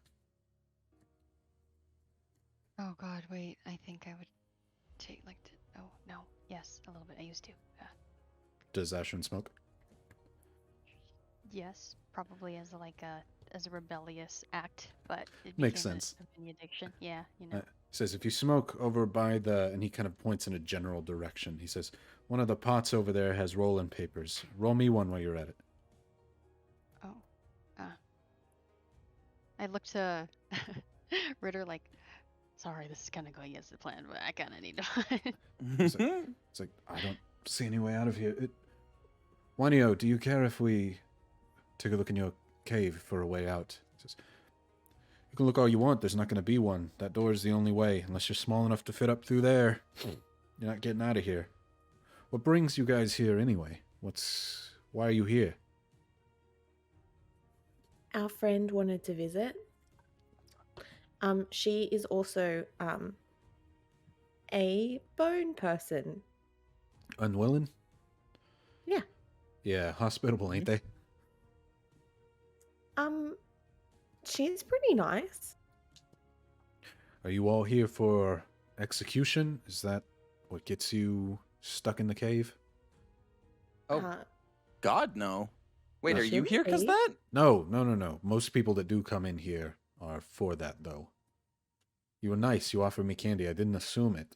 But if they bring raiders here, if they're waiting for a certain night, they let them bunk with me for a bit. Oh, we usually execute the raiders ourselves. Ritter says, yes, we do, as he moves. through the cave towards the back. Regardless of Winio's interpretation, he's a blind man. Ritter might be able to find a way out. I lean in and I say, we usually burn It's a good way to do it. What do you use? How do you burn them? I have Ordell fire makes in his my body hands. ignite. Yeah, and he is fire. As you make your body ignite, as far as his opinions are concerned, your stove fire that you're cooking has gotten out of control. He says, "Whoa, hey, I don't have much water down here. Careful with that." It's okay. I'm made of it. Oh, how? Good question. Okay, no answer. Yeah, that's good. Sorry about that. Nah. Thanks. How many are you in here? I heard some footsteps, but not much. Well, we've got Elijah. You guys got to say hi when we say your name. Here. Present. We've got we've got Ritter, Hello. It's, Ritter's down at the other end of the cave. and then Winter. Hi. We've got Ashrin. She's probably like putting the paper together. Rolling it. What was that one more time? And I'm trying not to become an internet gif, so you know. and then we've well, got you'd be a Exy. GIF, not a GIF, so don't worry about it. That is True. correct. And then right here is Ruckus. We also have about how many children do you have, Brie? Yeah, there's about 8. There's about the family. There's 4 children, a goblin, and then four older skeleton type people. Oh, okay. There's not a lot of room in the cave, but please take a seat, make yourself comfortable.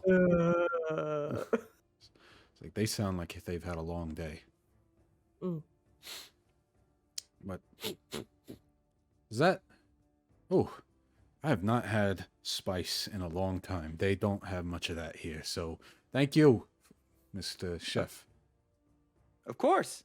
While I'm cooking, if you don't mind my answering, or asking, I guess, why are you here?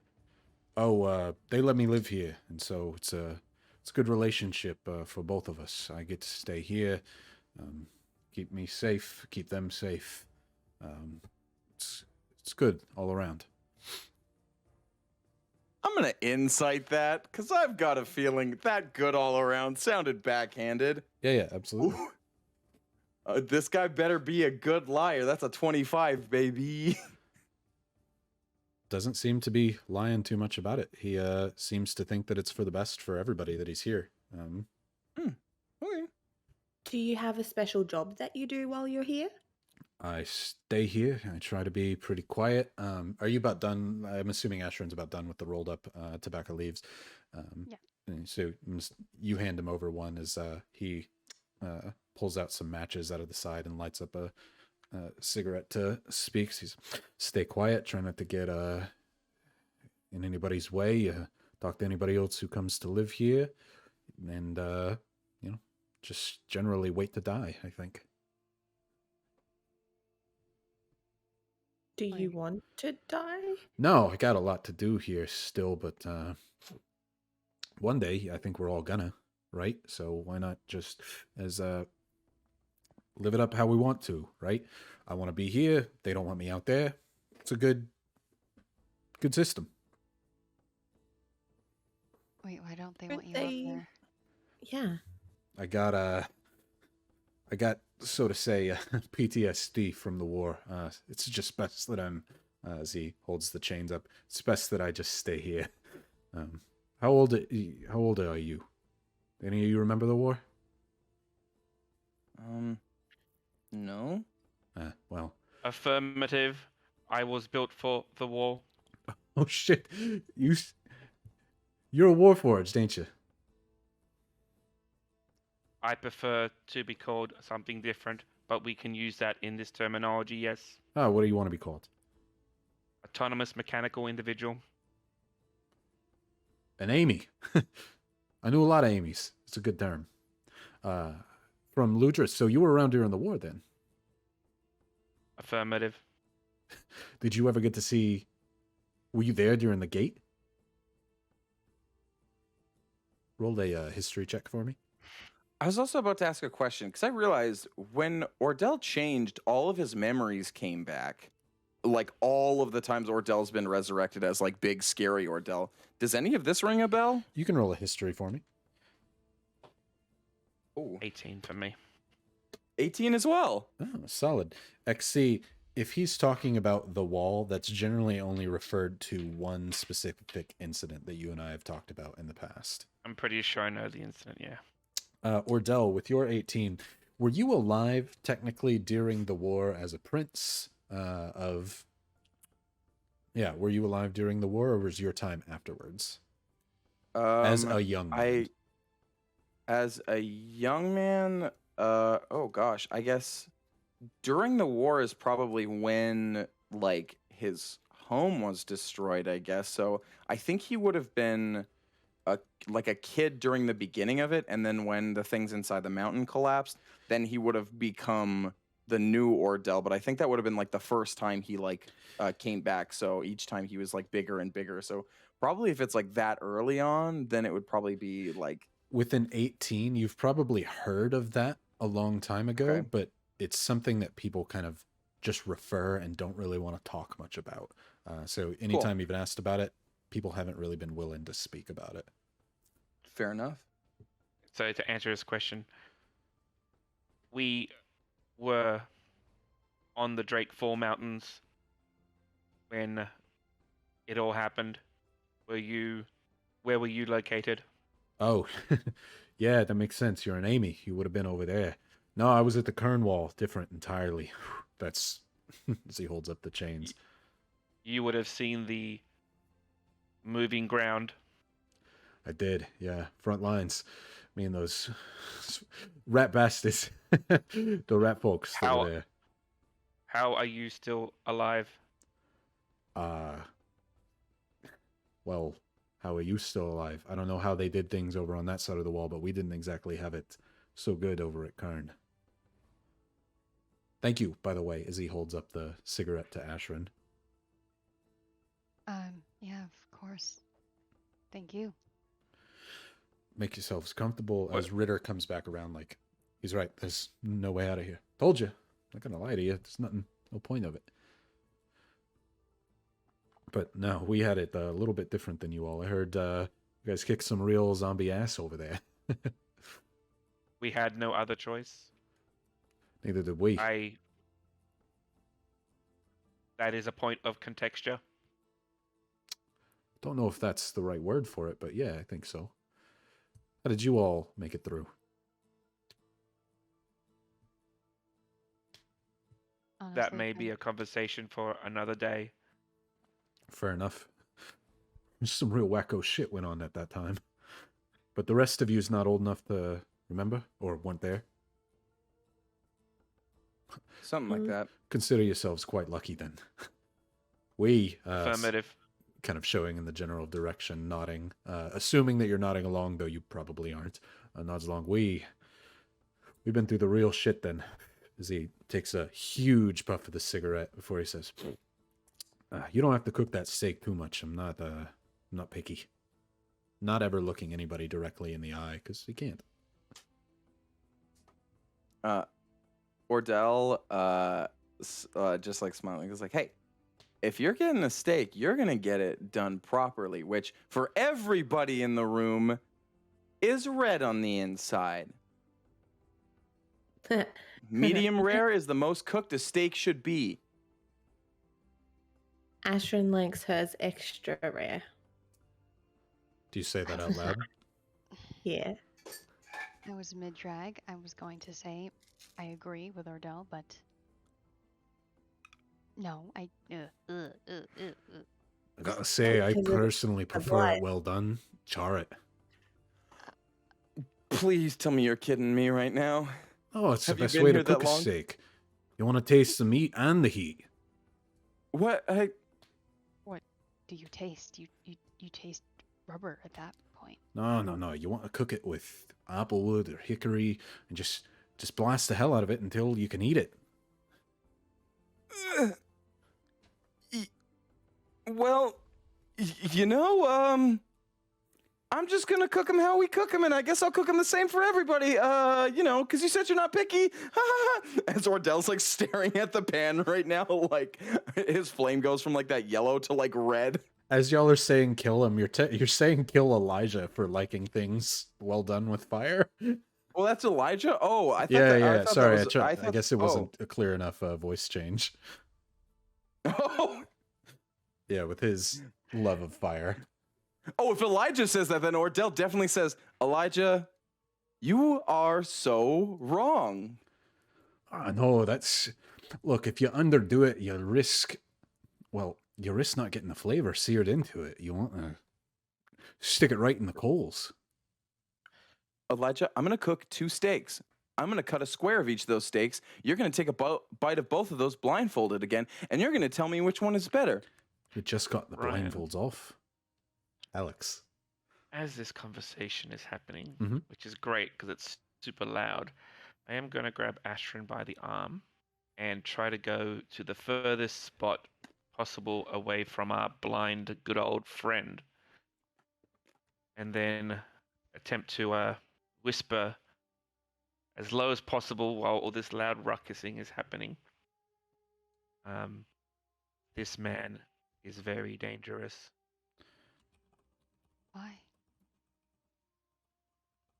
Because he made it out alive of the war. Because he most likely has the ability or had the ability to cast spells of a very unacceptable nature. I cannot say too much more because his visual unacuity may assist him in listening to our conversation. Okay. Okay. Thank you, Exie. As Exie and Ashrin saunter off for a bit before returning, cooking continues, but Emma, Comet has her hand on your head before she pulls away. Says, well, I see that Anchor wasn't lying. You were indeed not an unwilling. Sorry, I did go back further regardless of your say-so. I had to be sure. That's okay. I'm sure it was entertaining to watch. I believe you now. I'm concerned for multiple other reasons, but I do believe what you're saying is true to me. Your ring concerns me greatly. I wouldn't worry about the ring for much longer. Good. Well, this Ignis, he's making the clouds above. We knew that there were great machines that make clouds, but we didn't know their purpose, and so we left them be. Now that we know, this is not good, and the fact that he is autonomous and still can have vampire... I was going to say blood coursing through his veins, but a curse upon him?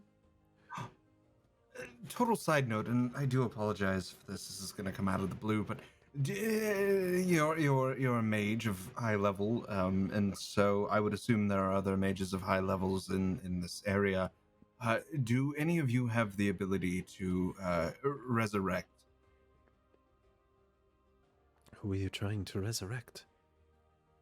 The creator of the cloud machines, who wants to destroy them. I have his body. You can roll me an insight, actually, real quick.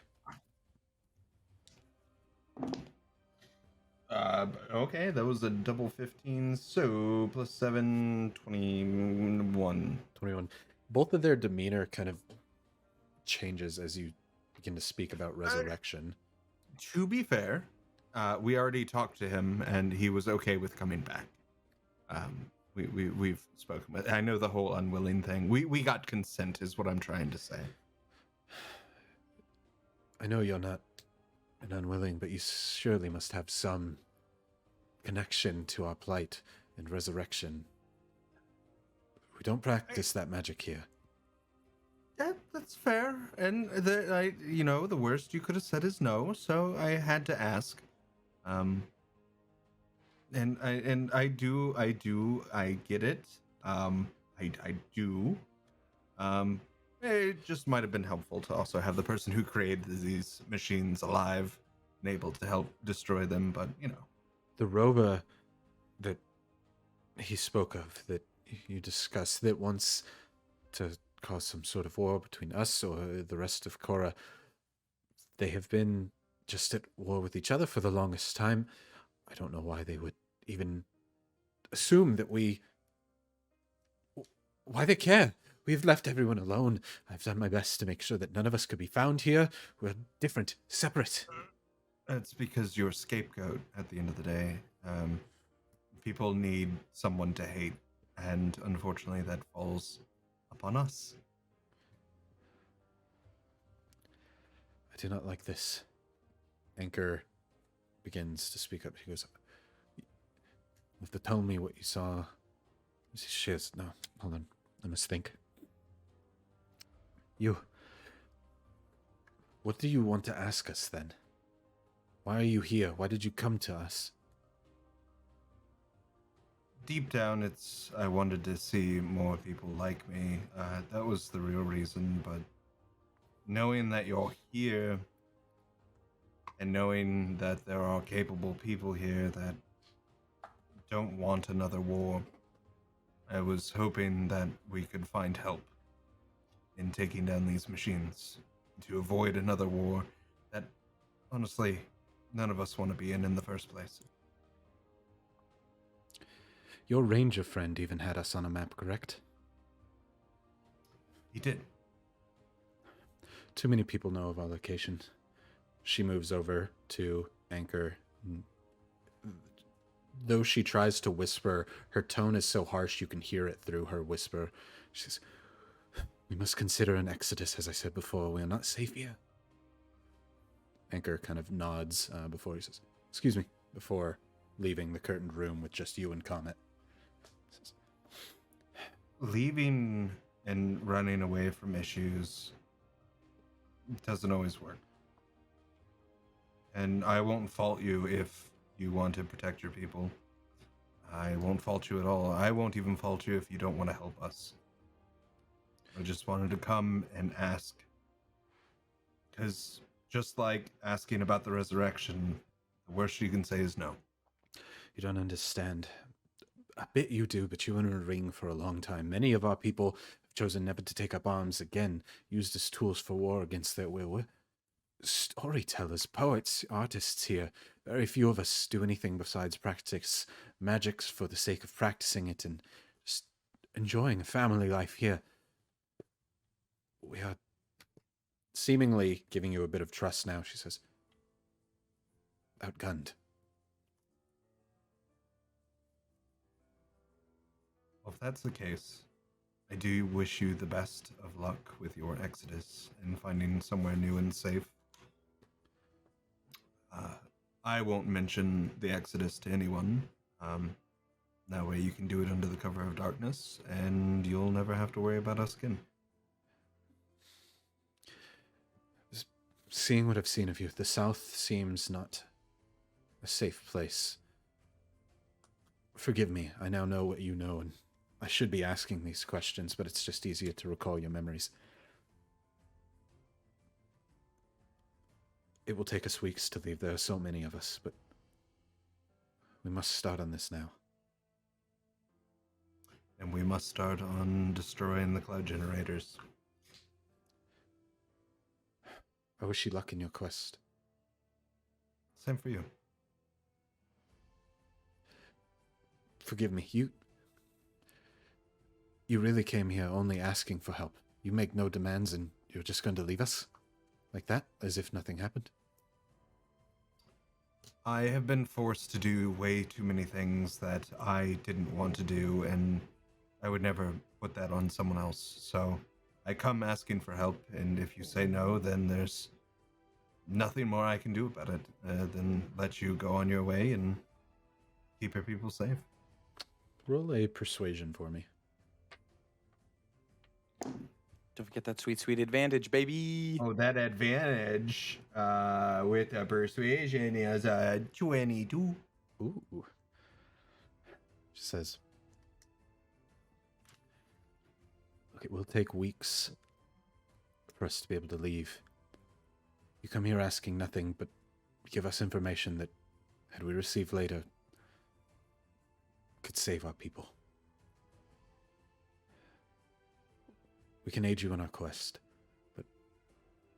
or in your quest, but we must be quick about it.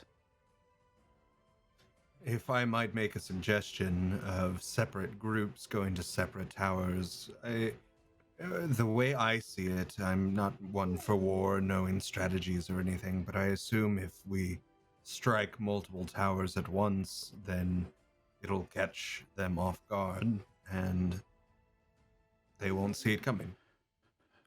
Well, if you're to split groups...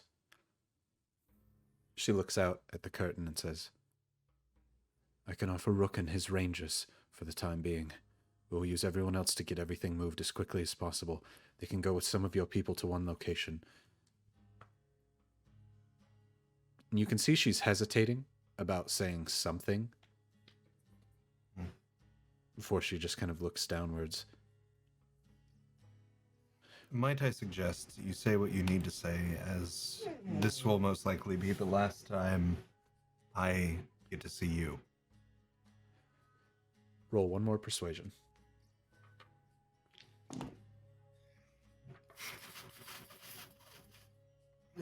Persuasion plus 3, so it's going to be an 18. She looks up at you and says, You're not an unwilling, but you act like one.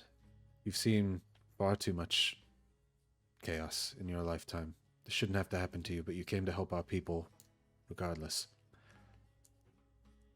I will get you there as quickly as possible. I only have the resources to spare Rook's team, but I can get you to one location. I'm a skilled mage. Let me send you and your party to one of the makers. I have some limited abilities of teleportation here. That'd be good. It would get us there quicker, and we can take care of this. I would like to say, after this is all done with destroying these towers and things, I have been asked by Rook if I would want to stay, and to be honest, I think after we take care of the situation, I might end up taking up that offer. Roll one more persuasion then. Ooh. Plus 3, so still a 22. 22. Then you should know where we're going. I would plan to head north then. Past the snow, past the gate to the north. It'll allow anyone who has strength of their own will just live with their people. I don't think they care of undead or living. We'll leave here as quickly as possible. If you have not returned, by the time your deed is done, send word for us far to the north. But check here first. Well. Emma's gonna stand up and... Thank you. I know it's hard to trust outsiders, and I know it's hard to trust in this world where...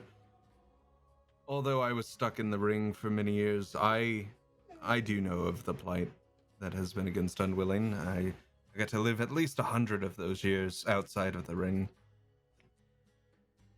I understand. And I just want to say thank you for offering the help. And that is what we came for. I only trust because you came so freely and honestly and allowed me to peer into your mind. Thank you, as she reaches out to shake your hand.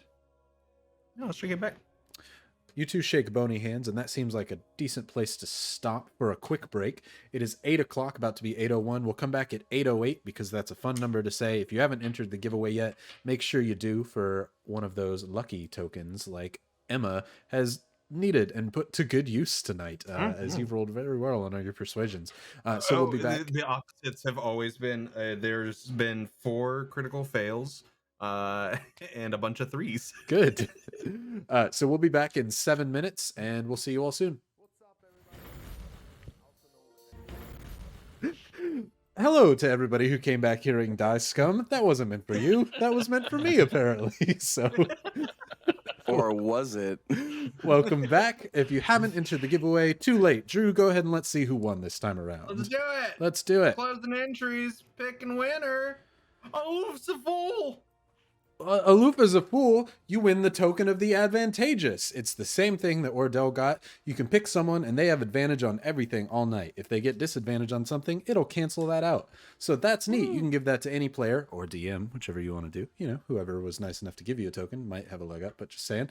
If you want to give it to anybody, they have that whole night. So congratulations.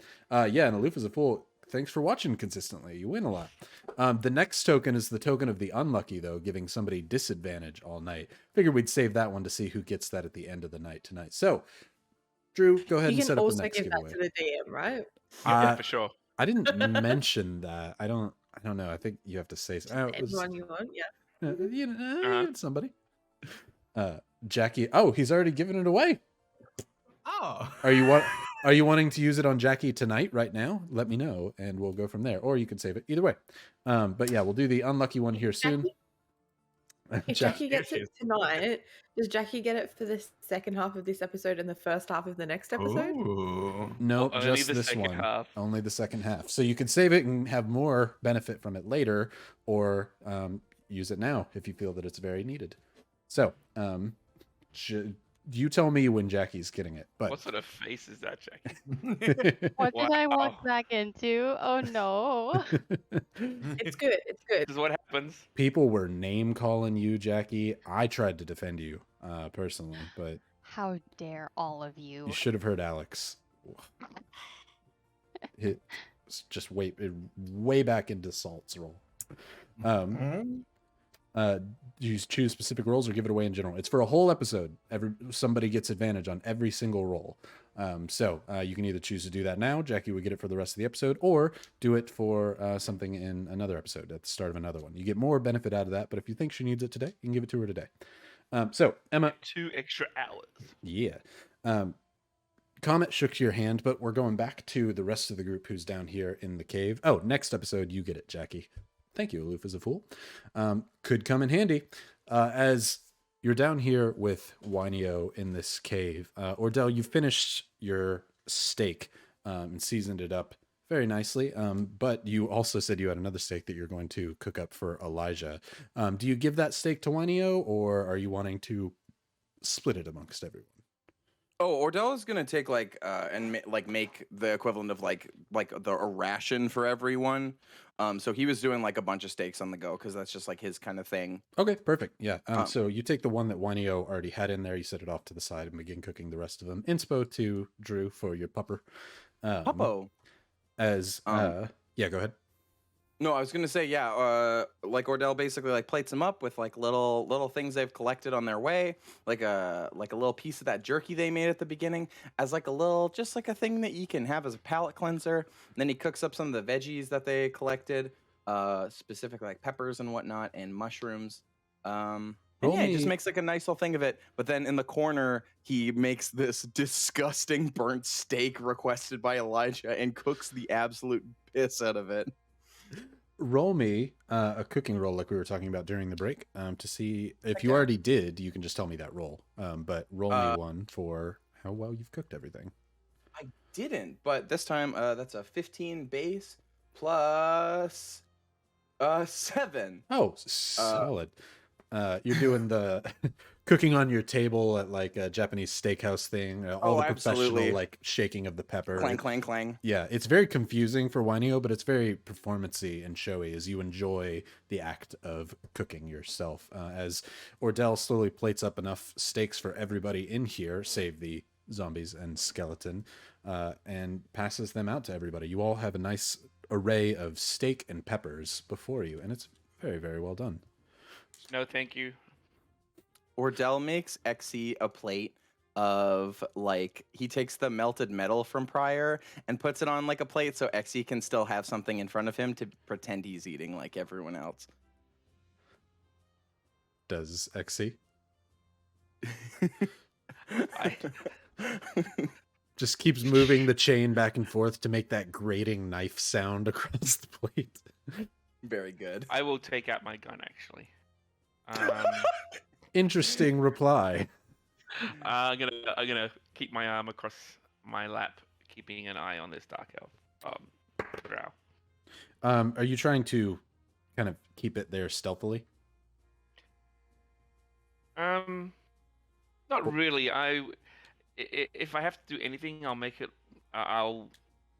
Which I should do anyway. I'm going to use my right arm to just check it all to make sure it's all fine. Ooh, okay then. He's gonna... Perfect. Then, recognizing seemingly the sound of a mechanical weapon as he's chewing into the steak, says, "Thank you for this, by the way. I haven't had to not cook myself in a while, and I can't find my fork." Yeah, of course. And also, I've got a little bit of like drink and stuff left, so if you want to have something nice with it. And then Ordell pours the other flask. So now I'm out of the very good wine, because Ordell only had the 2 things and then left one with Buddy. So no more of that, but he pours that up for everyone too. He takes a sip out of it. It seems to be the first time he's had any sort of delicacy, both in the steak and the peppers and the wine, in a while. He's just takes what they give him, right? And they don't get food often. They only get what they find to give him. He says, "Wow, that's so good. I don't think I've had alcohol and that's nice." Well, I bought like some honey mead and stuff. It's a very dark drink, so if you want me to leave that for you, and then if we're gonna be here for the night, like I can just cook this evening and make some like prepared like dried meals so that I can like give to you throughout like the next week or so. I don't think I'll have enough to, like stretch things out super far, but at least look forward to dinner. Please, I have not had anything this good in so long. This is divine. Thank you, sir of fire.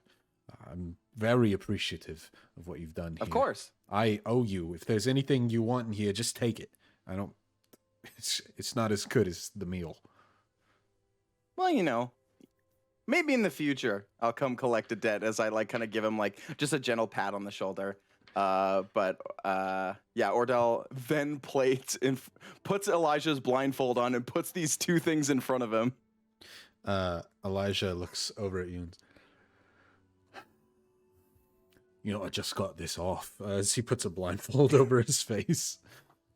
Ordell swaps the plates around like a whole bunch of times.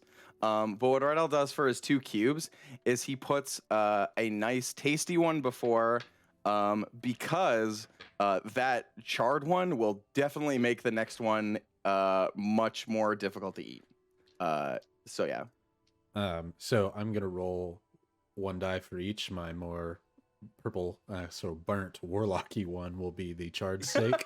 And this silver one will be the other one, to see which he prefers. So he eats the first piece of steak, the well-cooked one that you set in front of him first. So he takes a bite. He says, now that steak right there, you burnt that one perfectly. That's exactly, I can't even try to get it that way. It's the char on the outside is great. I always seem to undercook mine, this is just, what sort of wood did you use for this? What sort of wood do you have in here, Drow? When he was like, whatever wood they give me. He said, well, it's good wood. Makes a nice char. Now I'll try your other steak. As he plops that one to his mouth. He's like,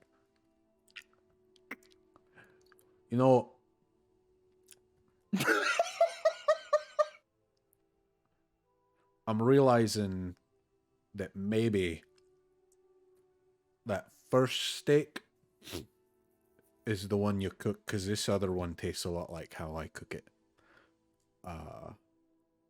I'll give you some pointers when we're on the road, big guy. Ordell takes off his blindfold and shows him, in fact, the very, very charred steak as he requested.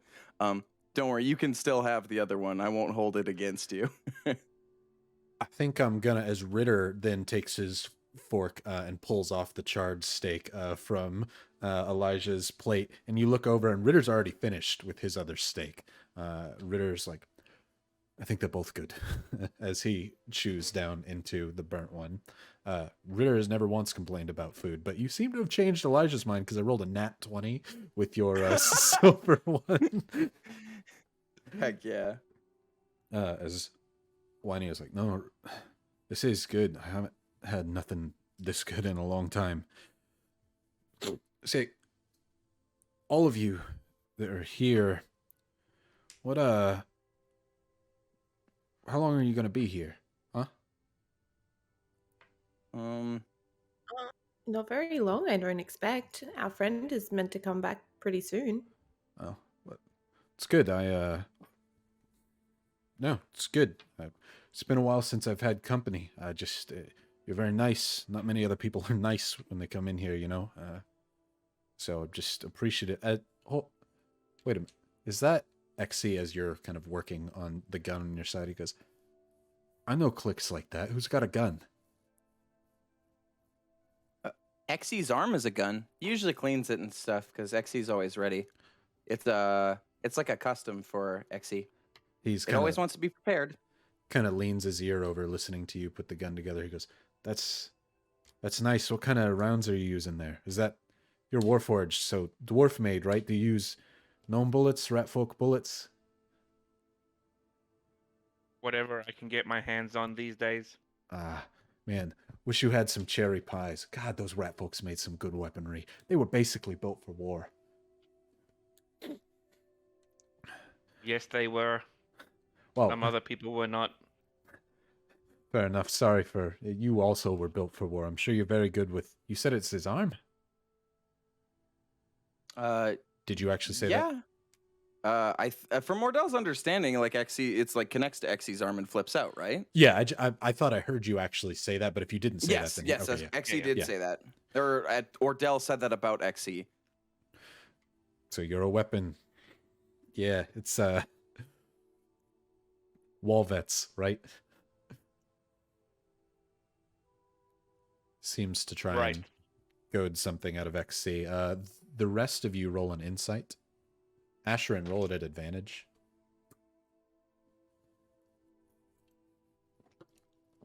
Since Asherin spoke to XC. 15. 15.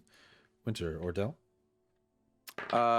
Only 14. 7 plus 7. I'd say Ordell's probably focused on 9. everybody enjoying the food. Nat 1 on Ritter, as he is currently face down in both of the steaks. Heck yeah. Wanio keeps It's a 9. None of you pay much attention to that. You're well ingrained into the meal that you're eating. Though, Asherin, you do kind of keep an open eye on him after what XC spoke to you about. Well, if you're not staying here long, throw the plates wherever you want. I'll get to cleaning them at some point. Don't worry about that. You enjoy yourselves while you're here. Just keep the fire going and tell me what brought you here. Why are you here? One of you guys want to take this one? Because every time I've explained it, I've made people really mad. Yeah. Well, I mean, mostly it's because Emma wanted to find her people. Our friend Emma? Emma, you haven't mentioned an Emma. Is that the one that said that's going to talk to the others? Yeah. Yeah. Okay. Just trying to remember names. The Bone Queen. Got it. Okay. Bone Queen. These people here, they don't have no queens. You said she's one of them. We're from a different part of the world. Well, she's been not around for kind of a long time. Kind of hibernating, I guess. And now she wanted to see people like her. What do you mean hibernating? Well, just not in the world, you know. No, I don't. That's why I asked. What do you mean with that? She became somewhat of a recluse. And apparently when you're an unwilling, you can do that for like hundreds of years. Oh, okay. So I guess like in a cave like I am, she dangerous. Sometimes. Okay, I understand. Hopefully you get what you want. I wouldn't say dangerous as much as I would say she's very capable. I think she's very talented with magic and other things. What? She's an She unwilling, hasn't hit right? you quite as many times as she's hit me. Yeah, she's an unwilling. Oh, good. That makes sense. Not a crimson, right? Good, good. Wait, sorry. At sorry, that what? moment, I'm just gonna go as I'm just finishing off the final parts of the gun. And sit there with your gun at the ready. Do you say what, Winter? Yeah. Okay. Not a crimson elf. Oh, sorry, if you would have known what I was talking about. They're nasty. Yeah, well, one rolled that blunt for you, so what now? Right. Oh, snap. As he kind of puts his ear in your direction. You can see his kind of gnarled ear twitch as you say that. He says, you're a crimson elf. What, you didn't smell it on me when I walked in the room? He stands up from his chair immediately, like sending it across the room. More power in him than you would expect for his old, frail body. You point your gun at him. He can't quite sense it, but he looks in Ashren's direction and says,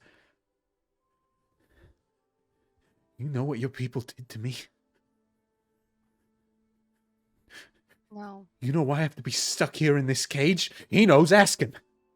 Pointing in the general direction of XC. You were part of it. Against my will. Against my will. Now I can't even see you. You would have come in here and I would have known that you were. I never would have let you in here. Get out. Now listen. Get out! 6! He yells for the unwilling. Ordell punches him in the face. Okay. And as he does, he says, "We are not a representation of our ancestors and those before us.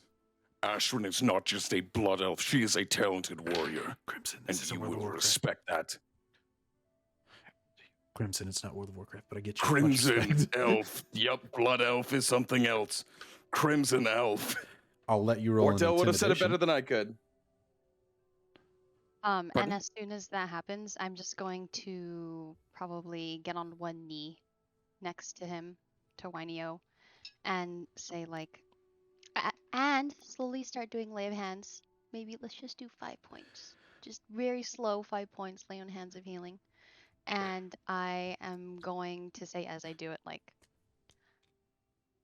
just know there's a reason I'm not with them anymore. As you do so, Ordell, roll intimidation. And Ashrin, roll me a persuasion. It would have been at disadvantage, but you're trying to heal him. Natural 20. So only plus 121. Dicey encounters, baby.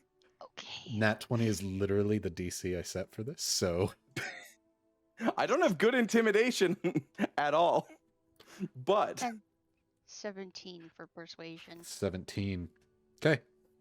As you punch him in the face, he immediately looks up towards you, and you begin to see very much almost like the polyjuice potion in Harry Potter. You can almost see his skin like bubble once or twice.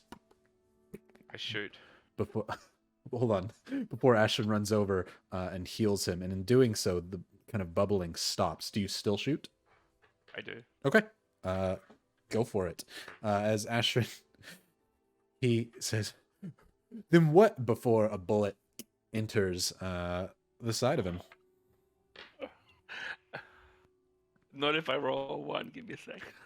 I'm gonna take a inspo. Not I a don't bad think a 1 time. on this. We'll be like with the right time. Ooh, do I want to use the GFY to just cancel it out, or do I save them? I rolled a 2. 2 plus 8 is 10. Okay.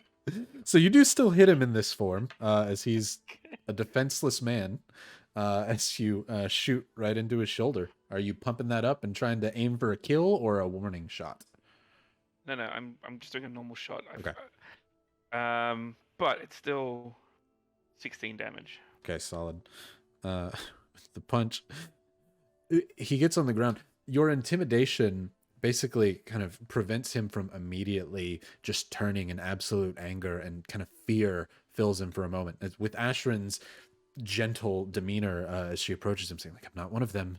He pauses for a moment. The bullet, however, does change a bit of attitude from the man, as 16 damage is dealt to him. As soon as it goes through XC, you see your bullet fly out through the back of his left shoulder. And as the bullet flies out, almost like a stringy substance, not blood, but like almost what would be red crimson like spider webs pour out the back of his shoulder before pulling the chunk of his body back into him. With that, his skin begins to bubble up and outwards as he expands, crying out in agony as his flesh seems to almost shift outwards. His hands and feet still bound by the chain, and he's almost stuck there, rolled and toppled over. The best descriptor that can be given of this person is bulbous of pure sinewy muscle at this point. His skin seems to almost flip outwards. His face still retains drow-like features, but where his eyes once were, there are just sockets, and his lips are pulled backwards into just pure pained muscles. I need everybody inside to roll an initiative. I would like to imagine that as Emma and Comet are shaking hands, like soon as the hands just like is when the gun goes off. Well, I've got a silence one of these days. You're fine. He does. But still, just thematically, I would like to think that as soon as they go to shake hands, it's just It goes throughout the whole place. I was like, Big old 6 for winter. 6 for winter. Okay, let me get this written down real quick. Okay. Winter, you're probably at the bottom. What do we got, everybody? Ashrin. 11. 11. Exy. 20 for me. Ordell. 16. Okay. Or wait, sorry, 17. It's +4. Okay. I don't know if that changes anything, but Okay, low roll on the companions, but right. As this thing begins to warp and change, Ashrin, I need you to quickly roll me a religion check. Religion is not my best suit, and that's why I got a 2. You actively moved away from your religion, and so he seems to have some hate for Crimson Elves, but what that is, you're not entirely sure. Right now, you see something that doesn't want you alive. As it goes to XC, it's your turn. Destroy it, and I shoot. Go for it. He is currently prone on the ground, though next to everyone. As he expands, he basically fills up from one side of the room to another. So let me paint kind of the scene where you're all at. There are the lot of you with your zombies, skeletons, everybody else in here are kind of stuck closer to where the doorway is in here, in about a 30-foot by 10-foot little area up to the door. There is room behind him, though getting past him, you'd almost have to jump up to the ceiling and over him with how much little space there is now as his muscles and blood expands outwards. He still has his arms kind of wrapped and trapped into the chains there, which I think that may be what it's for at this point. But getting by him would be a very, very tough feat. You're currently between him and the door behind you. Now you can go, Exy. Following Exy will be Ordell. I will take a couple of shots. Do it. Best thing I can do. Let's make the first one a violent shot. 12 plus 8 is 20.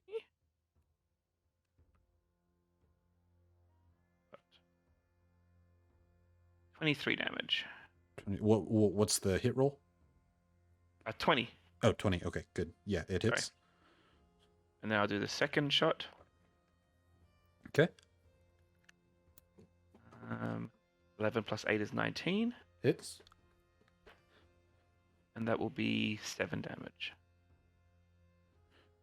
It was 23 damage for the first one. Yeah, so 30 in total. Okay. And then I will back up as far as I can so that my back's on the wall. Give me 1 second. As you shoot through him, the same kind of thing that happened before with your shot happens. As you shoot out a chunk of him, it seems to kind of reattach itself. Your bullets just don't seem as effective as you would like them to be. They're definitely doing damage to him, leaving scars as you shoot.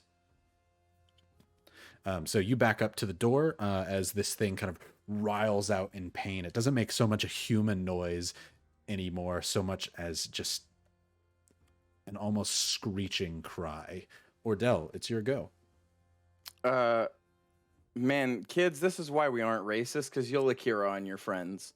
All right, I'm just gonna run up and start punching. And I started blasting, but yeah, Ordell's gonna get right in his stuff and just start wailing on his head.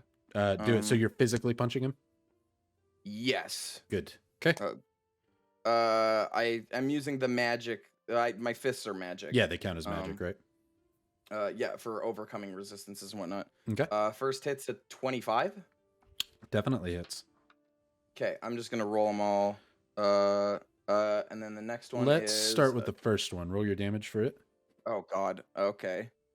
Something's gonna happen. That's a 6 bludgeoning damage. That's magical.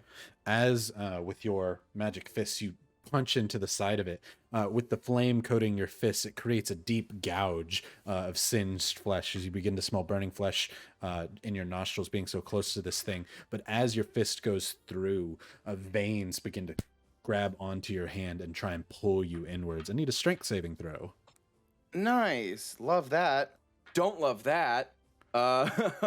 Ooh, boy. A strength saving throw? Yes, a sir. 12? Sounds good. As these veins pour out of the skin, you try and pull your arm away before you're immediately pulled and restrained up against this creature by what look like, if you've ever seen a diagram of veins outside of the body, just begin wrapping around you thousands of tiny little strands of blood. Ordell's just gonna keep punching then if this is starting to happen. You are currently, give me 1 second. Does restraint stop you from attacking? Yeah, I'm pretty sure. Grappling does not, but I think restrain does. Oh. You just have disadvantage on your attacks. Okay. That is A-okay with me, because yeah, I'm just gonna keep wailing on him. Perfect. The lower was a 13 plus 7, so unnat 20. Hits. And then I'm gonna flurry of. Oh wait, no, I've only done 2. Oh, that first one also. I guess I didn't call it because I was gonna do it, but this one I'm gonna make a stunning strike. Okay. Go for it. So that's a DC 15 con, I believe. Where's It makes it. I'm trying. As Kind of figured. Yeah, it's a big blob of health, basically. Yeah. That next punch does 6 total, and then yeah, my last bonus action attack, 14 and 16, so 21. I'm gonna try one Hits. more stunning strike. Do it. With Asherin to follow. He takes 7 damage, and then yeah, another DC 15 con. Yeah, he passes. He has Kind to. of figured. He has to crit fail to fail it. Damn. Okay. Yeah. That's it for Ordell. It is a DC 15, correct? He said. 15. Yes. Yeah. Then yeah, he has to crit fail to fail it. Okay. So, Woo! solid damage. And as it pulls you backwards, you basically ignite your fist on fire and begin singeing the skin away, trying to pull yourself away from the veins. But that'll take a little bit more effort next turn to be able to get unrestrained from it. Asherin, it is your go. All right. Does using a channel divinity count as using a spell? No, not a spell. It's an action. Oh, ooh. Okay. I am going. Some of them are bonus actions. Yeah, but I mean, Got it. it's not a spell. It's like a thing. Yeah. Got it. Alrighty, I am going to. How far am I from him? You are somewhere between 30 and 10 feet. You can be right next to it if you want, or you can be up 30 feet away from it. I'm gonna be right next to him. Okay. And disappointed, just like. She has no words. She's kind of fed up with this racism. Anyways, she's going to Wrathful Smite. Ooh, And then she's going to attack with her rapier. do it. And that is going to be 21 to hit. Definitely hits. Yeah. That is 7 piercing with the Wrathful Smite. 7 plus D3. 3. Okay, so 7 piercing, 3 psychic. Okay. And then going to attack with my weapon again. Is your rapier isn't considered magical, correct? No. Okay, so No. Yeah. And Ashrin wouldn't know it's not effective until probably this round. sounds good. As that first one goes in Wrathful Smite, there's a Wisdom save for fear, correct? Oh, yes, you're right. The DC is 15. 15. It will use one of its legendary resistances. Okay. It's okay. what? But I do Okay. need a strength save from you after your first attack. Okay. So I just want to say one of it. Uh-oh. 17. 17. You do make it. As your rapier slashes through it, the veins try and grab against the blade, but because you keep it so sharp, it quickly slices through the veins as you see blood spatter out onto the cave floor. So you can make a second attack. Also, Second Rybo, attack. sorry to sorry. interrupt. Blazin said they want to use their token on me, the amp one. I don't know what the amp one is unless I missed that one when it was. The amplified token. So that will increase the level of a spell to 9th level if you cast a spell. Side note, this is important for Emma. Oh, no, I think they're talking about Jakey wanting to use the token. Am I correct there, Blaze? Oh, yeah, Clarify okay. that. Yes. Yeah. Important question for Ordell. Where is the emerald? Ordell, so here's the thing. I thought someone else had the emerald. I was trying to remember. I thought you gave it to Winter or Ashrin because you were showing it off, but I don't remember having it. I remember messing with it. I don't remember. think if Ashrin I has it? kept it. One of the two of you have it, and it's just an important question of where is it, and can Emma see what's happening? Since people don't remember, I'm sure it's in a pocket, but I'm thinking All right. Ashrin has it. And I think Emma it is can't me. see what's going on. Okay. Emma's like, There's wow, a bunch of they're having a links good around the time. place. Okay, yes on the smite. So changing that from Wrathful Smite's level, which I think is a 2nd level spell, correct? That is a first level. First, so it becomes 9th level. So add an extra 8d8 to your damage. 8d8? Damn. Yeah, because smite's a Holy- d8, and each time it goes up a level, it increases by a d8. What kind of smite is Wrathful Wrathful Smite is 1d6. Oh, 6 instead. Okay, some smites are 6s as spells. Back it's to a back, pumping psychic. up smites. Psychic. Yeah, Huh. Wrathful Smite's pretty cool.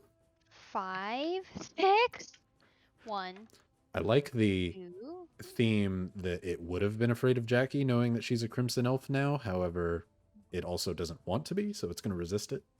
17. Yeah, fear in D&D is OP. 17. 21, 25, and then 30. 30 extra damage. Neato. That changes things. As you Thank stab you. into it, instead of just cutting off parts of the flesh, then you basically create a hole into it by creating a small circle with your rapier and stabbing right on the inside, shooting out blasts of red energy from the center of the hole outwards, exploding an entire chunk out of the side of this creature, doing huge damage and seeing blood like a river begin to pour out of the side of this thing. Cool, because I have one more regular attack. Do it. A dirty 20 to hit, Yep, hits. and then a 5 piercing. Okay. Du-du-du-du. As this one regular slice into it in another portion, do another strength save. Right. Cool. Oh, that's cocked. Cool. 15. 15. Just barely make it. As you slice the rapier through, and the veins try and grab it once more as you back away. Anything else you're doing? I don't think there's anything unless you want to move up to the door. No. Cool. Thank you. With its legendary action, then, it's going to suck. And by that, I mean Ordell's blood, as you are currently attached to it. Ordell, need a con saving throw. Can't hear you. You're muted, but I do like the effort. Oh, Jesus. Wow. Sorry, I misclicked that. No, when you said suck very loud, I literally can't find it now. Oh, wait. Suck. That's what I heard. Good, Anyway. Ooh, okay. 10? 10. Okay.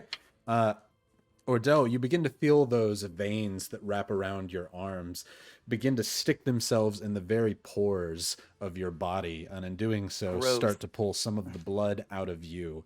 Ashrin, that hole you created in the side of this creature poured out a huge amount of blood, like opening up the side of a standing swimming pool where it just rushes outwards before it started to slow down in frequency. Before sucking more of the blood out of Ordell, it begins to more frequently pour out blood. Ordell, it takes 7 health from you.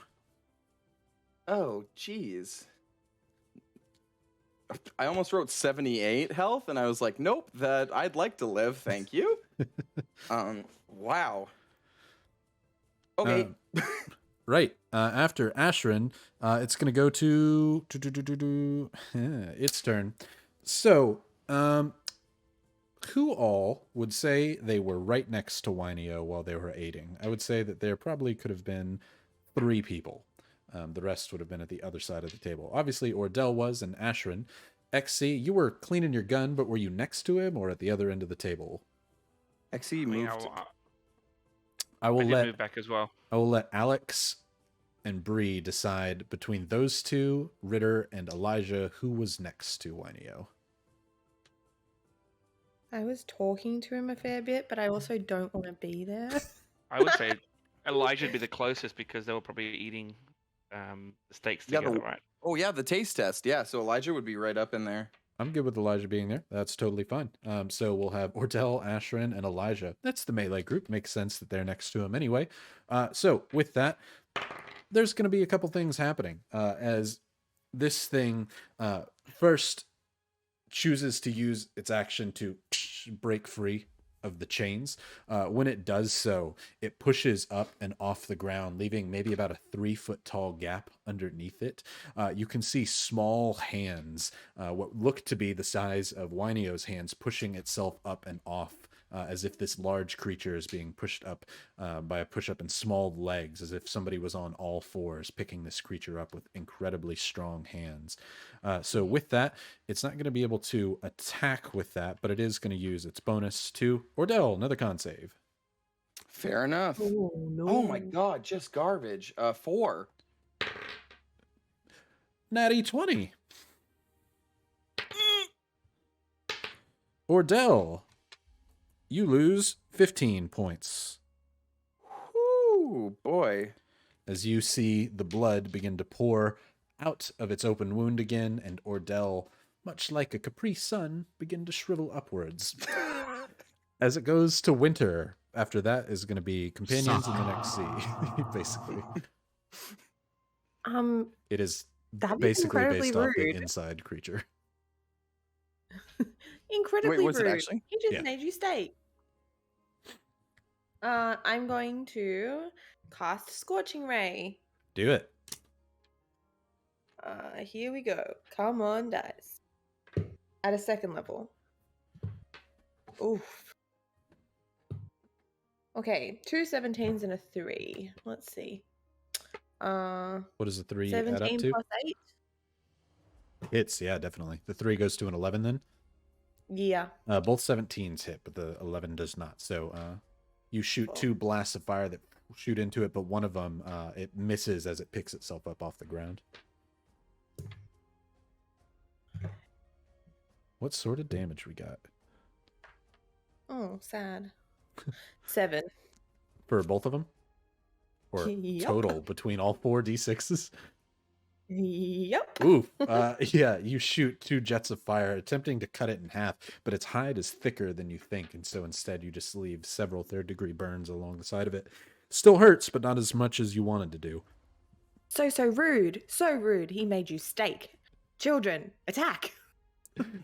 And then I will get the family to Sounds good. go forth and do bad things. So let me roll it up. So we have 4 zombies and 4 skeletons. Okay. Unless anyone died while I was away. No, you're good. So let's attack with the skeletons first. Are you doing swords or bows? Swords. Okay, roll your 4 attacks. Okie dokie. So 18. Hits. 18 plus 7. I'm guessing hits. 14 on the other Hits. 2. Hits. Sweet, all 4 hit then. Cool. Do you want me to roll damage, or do you want to take average damage? Take the average just for speed. So that's 7 for. And you said all swords, correct? Correct. Yeah. Okay, 7 damage for each of them. Mhm. Perfect. So I'm gonna need 4 strength saving throws from skeletons. Sad. And as their swords clash into the side of it, they begin lopping off hunks of it. But it's not quite as effective as they'd like. Their swords seem almost dulled against its thick hide. Strength save. Well, my skeletons don't get any pluses to that, unfortunately. 3 from one, 8 from another, 19 and 10. One of the skeletons quickly uses both of its arms to free its blade before backing away. The other 3, however, are grasped by the veins and pulled upwards against its skin. And they don't have much that they can do, so they are restrained. Go ahead and attack with your zombies. My babies! Zombies. Okie dokie. 18, 14, 10, and 18. 18, 14, 10, 18. The only one that doesn't hit is 10, so 3 hits. Perfect. And 8 damage from those 3. Okay, the 3 hits. Go ahead and roll me strength saves. Yay! You said 8 damage from the 3 of them each? Yeah, 8 each. Yeah. Okay. 17 and then 2 and 8. Okay, the 17 passes. As it swipes through it, it cleaves off enough of a hunk there where there's no veins that can grab it. The other 2, though, try and basically rip pieces off, and as they do, the veins pull it forward. And which 2 children would you say reach their hands onto this hulking beast? Well, of course, one of them is a goblin. Okay, one of them is the goblin. Oh no, I don't know who should. It's not necessarily a bad thing. Brie, what child should die? It's not necessarily a bad Wow. thing. Favorite, you Wow. Okay, Brian. Brian. So as the goblin and the Brian grasp into the side of this thing, the veins pull onto their arms, and you hear an anguished cry from inside this thing as it yells out, Cora! Screaming out against Cora Crucia itself, seemingly recognizing these zombies as spawns of Cora Crucia. All of the veins drop Ordell and the other skeletons and slam inwards against these zombies, pulling against their heads, completely obliterating them, turning them into mush. Wait. 2? Just 2? Just the 2 that got caught. They're the only ones that it feels currently. Ordell, you are Interesting. dropped. Interesting. As Doesn't like necrosis. Okay. at the... is there anything else you're doing then, Winter? Crying because my children are dead? As Double dead. the end of your turn, Now it has nothing to grab onto. It's going to use one of its legendary actions to roll forward into the cave 10 feet. Those of you who are in melee, so Elijah, Ordell, and Ashrin, need you to make me a dexterity save to see if you can get out of the way of the weight of this beast. Oh my god, I'm so good at Dex, and that's so bad. Elijah got a 11. nat 20. 11. Okay. 15. Okay. Ashrin, you just are barely, as this thing begins moving forward, it knocks you down and you have to crawl your way across the floor backwards just to get out of its way. As Ordell, since you're let down, you trip on the ground as this thing walks its way over to you and slams its body onto the ground, pinning you against the ground under its weight. You're going to take big chunks of damage. Low rolls, 18 bludgeoning damage as its entire weight slams down on top of you. There's now only 20 feet between the door and this creature. XC and Ritter would probably be the only two at the back. Winter and, yeah, that would be, everybody else is now in melee range besides XC and Ritter, who are at the door. So, it's going to go to Ritter and Elijah's turn. Elijah is going to cry out at Ordell being stuck under this thing and ignite his sword on fire and then take a swipe into Kay. Okay. Elijah got a 2 and a 3. As with this flaming sword, he tries to cut out a section to try and get Ordell out of there. But with these veins, this thing swats Elijah's sword out of the way, singeing the ends of the veins, but seemingly not hurting it enough with the thousands, if not millions, of veins it has inside of it. Ritter is going to fire into this thing. Perfect.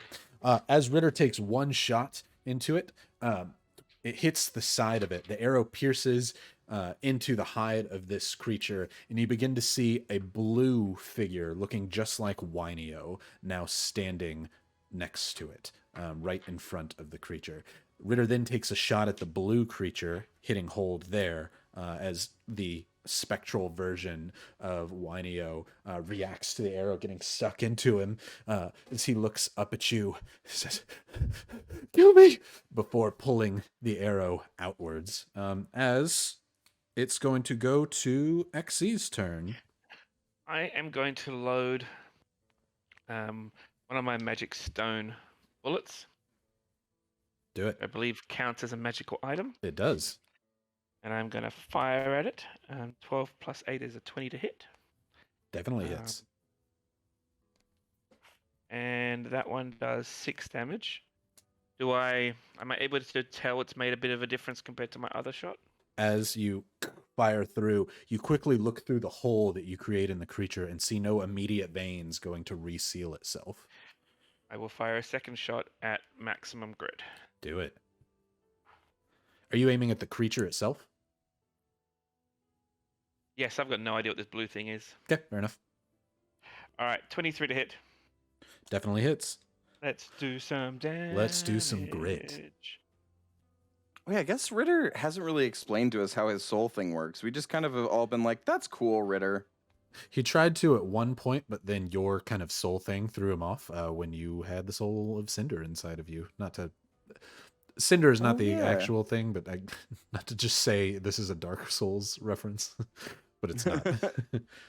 Also, somebody asked, is this the 10 GFYs? No, it is not. It comes to 41 magical damage.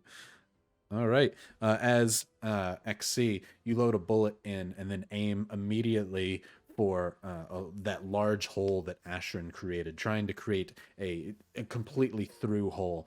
You load up with extra amount of bullet or amount of black powder, trying to create a singed amount coming out of the end of your gun, and the shot echoes through the cavern, creating a massive hole in the side of it where more blood pours out. This thing is completely covered in blood, or bloody at this point. Anything else that you're doing?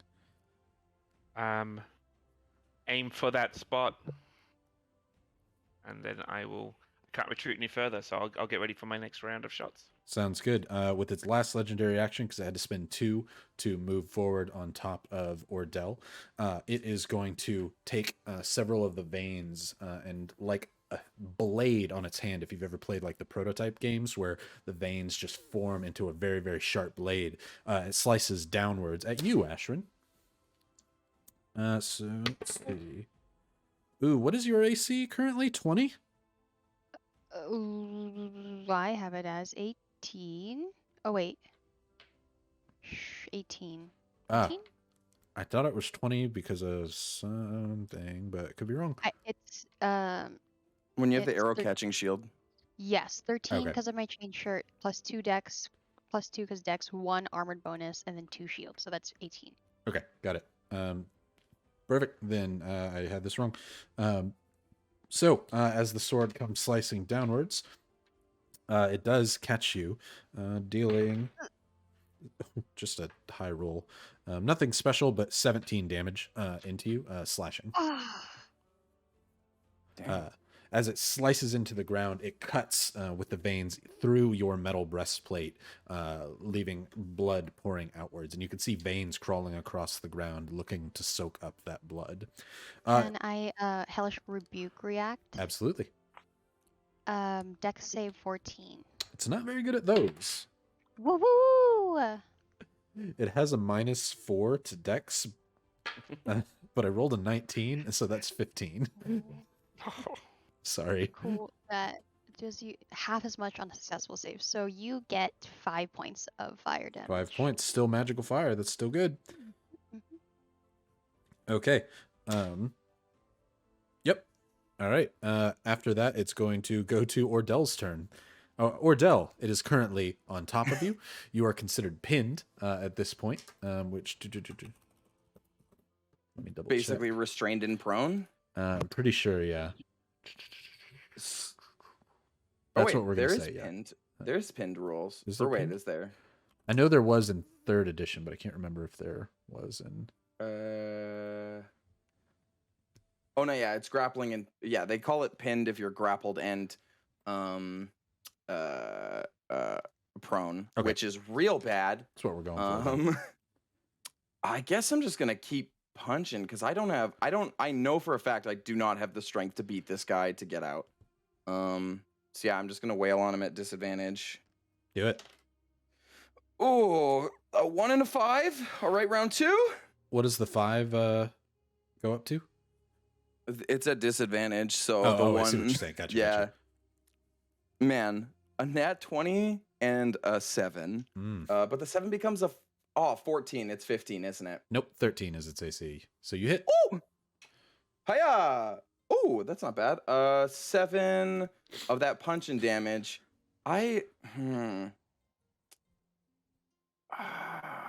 I'm gonna use another key point. I'm gonna try and stunning strike it. I don't care if it's a nat 1. I need this. Do it. Okay.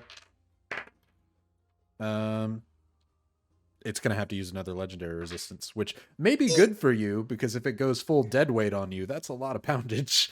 But it would have been stunned for a round, you know. But so it does have to use a legendary resistance. So it's only got 1 left. Then yeah, I'm gonna use my last bonus action. I'm gonna flurry of blows for 2 more. Do it. Oh my gosh, brutal! A 3 and a 15. Ew. Another 3 and a 17. Rude. Cool. Yeah. And then Ordell from the inside is just like, guys, I'm not sure if you realize, but I think he might have actually been a monster the whole time.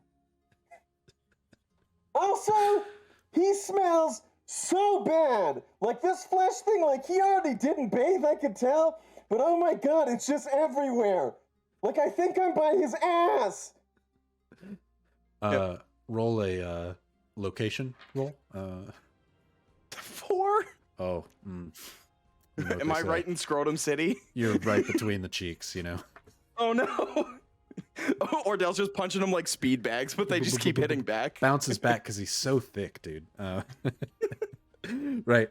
So Ordell, that was, what was it, 7 damage total? Am I correct? Yup. Okay. You As- could have just kept that to yourself. How much I did. As it goes to Ashrin's turn, you hear Ordell yell out painfully that it smells more than he's hurt. And we saw the necrotic zombie baby children were kind of doing lots of damage. It did a lot of damage to them. Oh, to the children. Yeah, they are exploded. Got it. I thought it was the other way around. Oh, so I thought when children he take sucked things. their blood, he got hurt. That's No, what I no, thought no. too. He basically slammed and like squeezed them like a rice masher. Oh. Oh, Okay. okay. Well then, I'm going to anyway. Still do this. I'm gonna cast inflict wounds. Do it. Go for it. Roll to hit. That's cocked. That's good. It was cocked. It was 22 to hit. 22. Okay. Go ahead and roll damage. All right. Could you imagine if the Crimson Elves necrosis just heals this thing? What's your damage? Cool. 18? Is that what I heard? Yeah. Sorry, I probably was too high pitched for the mic to pick it up. Yeah, 18. You're good. As I asked for a religion check on creatures like this before, this thing is designed to kill necrotic creatures like zombies and whatnot. So Ashrin, as you, because it's a touch attack, you place your hand on the side of it and begin to try and inflict pure necrotic damage from it. Seeping out from its skin, all of the veins upon every pore of it seem to go outwards like little suction cups and pull the blood that's around it and suck it inwards as it heals for 18 points of damage. No longer looks all that bloody. Yeah. That's nothing I can. Wait, no. Let me see anything else. Damn it! Oh no, that's another spell. Okay, I cannot do anything else. That's it for me. Ain't D&D just something? Perfect. At the end of your turn, it's gonna go to Wynio, who has his full action now. Ordell, you are underneath it, and you begin to feel its weight lifted up and off of you before it pushes upwards and essentially belly flops on top of you. Cool. You know, I think I've had a nightmare like this. A lot of people pay a lot of money for this, you know. Hey, Raiders. Baby girl, what that full shambling awful monster do? You take 19 points of bludgeoning damage. Cool. What if theoretically, saying just for if someone was, you know, just for goof's sake, if someone had if someone had 6 health left theoretically Before the body slam or before the body slam? Oh, good. We'll probably come back to that on your turn. Good to know. Good No to doubt, know. no doubt. Yeah. As with its bonus action, it is going to slice outwards at, let's see, Ashrin, you and XC have been hurting it the most, and it's not quite up to XC, so it's going to swipe at you one more time. It does hit, so that is less damage as it goes to 14 points of slashing damage. Ugh. Solid. As the blade made of veins swipes downwards, you all hear out, "Hello?" from the end of the tunnel as it goes to Winter's turn. Yes, it is my turn. Now, I had an idea of what I was going to do, and then Ordell got body slammed. Just for curiosity's sake, is there any way that I can target this thing with, I don't know, a huge amount of fire without getting him? Without hitting Ordell? Yeah. Like, kind of up and behind? So, as I said before, since he's now back down on the ground, the only thing you can see is the ceiling above him, and he is considered a huge creature. Yes. So you could aim for the ceiling, but you're probably going to hit the one person directly in front of him. So that's going to be between you, Ashrin, Elijah, and your zombos. So I can hit the zombies and not anyone else. Well, we're gonna roll to see which one of you is directly involved. Oh, I didn't get to choose that. No. Okay. Far out, man. But it's only Stop one getting person. squished. Oh, but that's how radii works. Radii. So that would be Ashrin. Just a clarification. Is this cell in a tree? Kill it. No, it is down in the ground. Okay. Kill it. Underground. The Ents in a wake cave. up and they're like, "Who the hell keeps doing this to us?" It's a tavern. yeah. So yeah, if you want to blow it up, Ashrin's pretty good with dexterity, you know. Yeah. Roll No. me a You know what I'm perception, gonna real do? quick. Roll me a perception. Do it. Holy shit. Perception. That was 20, not nat. 20. You do see a hole through the creature that was created with XC's bullets, though it moves quite quickly. I would let you go for a 50-50 chance of going through and behind it to where only it will get hurt, or right at the front of it where everybody gets hurt. Okay, I want to try and go through it. Okay, cool. Let's roll the 50-50 Let's chance. go. Roll me a d20. Or actually, just roll me a percentile and tell me what the percentage is. Oh no. Let's go. 64. Yeah, it goes through it. You're good. Okay, cool. Dex save. then. Winter almost TPK'd. This was now Emma's party. She's like, you know what? I think I am going to stay with you guys. Yo, if we're all unwilling, can we all have just one really weird niche theme? I'm down. Yeah, we're just gonna Dex move save. the city. It rolled a 3, and with its -4, that's a -1. Hold on, let me pen this. As after Winter, it's going to go to allies and the next C's turn. 46. With 8d6? Nope, 9. 4th level. Oh, 4th level. Okay. That's a good roll. That was a lot of rolls. I was like, 8d6. I think you rolled only 5s and 6s. Neat. All right. So, you all see a bead of red behind through the hole of this creature before, as it kind of wriggles and moves around, it disappears. And you hear a heavy explosion behind it as it cries outward. It does a huge amount of damage. That tiny hole that you saw before, you now see a near conical shape through it whenever you look through. You blew out a huge chunk of it. It is definitely bloodied again. I'm gonna yell, I told you we burn yous, you dick. and then I'm gonna back up. Good. You're going to take an attack of opportunity. Oh, I'll stay there. Okay. You can stay there or you can be backed up. It's your call. No, I'll stay there. Okay. Things hurt me. Do you attack with your zombies or skeletons?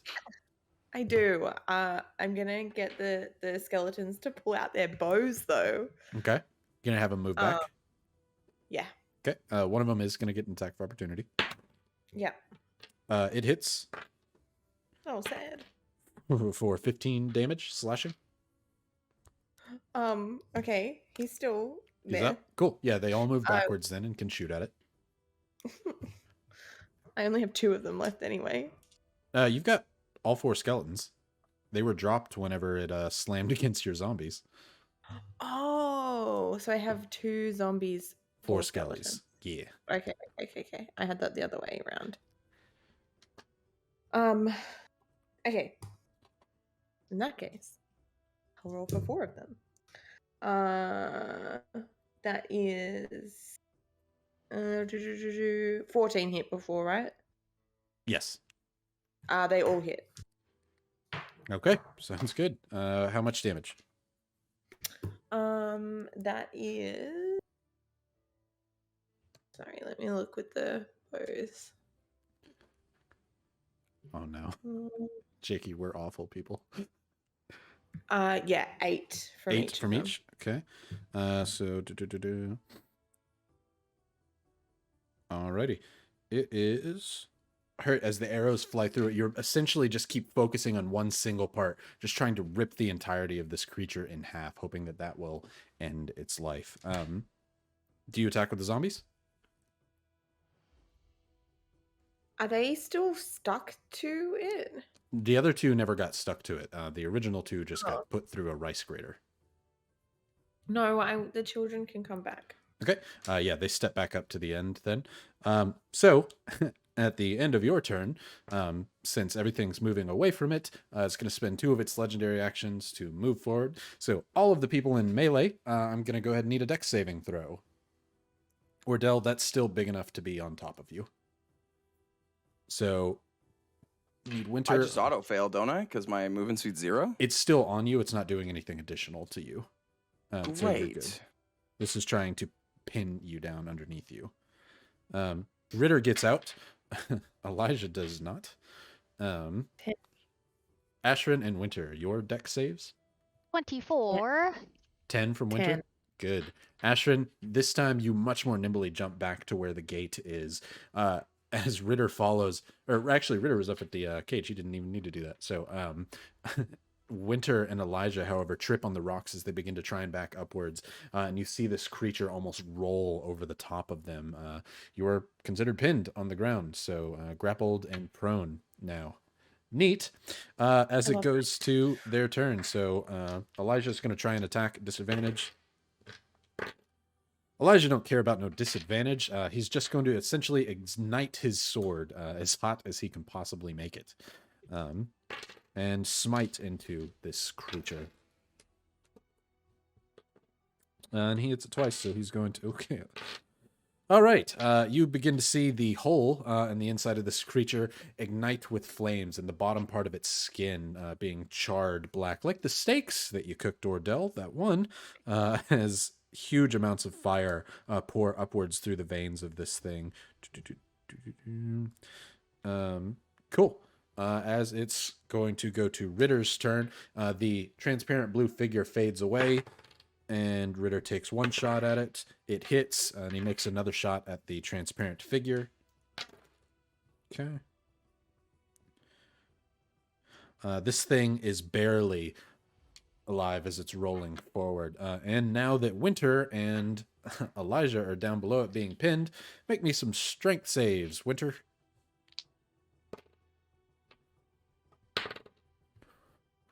Ooh. Elijah got a 1. No. What'd you get, Winter? Strength save. I got 12. Perfect. So give me a con save then.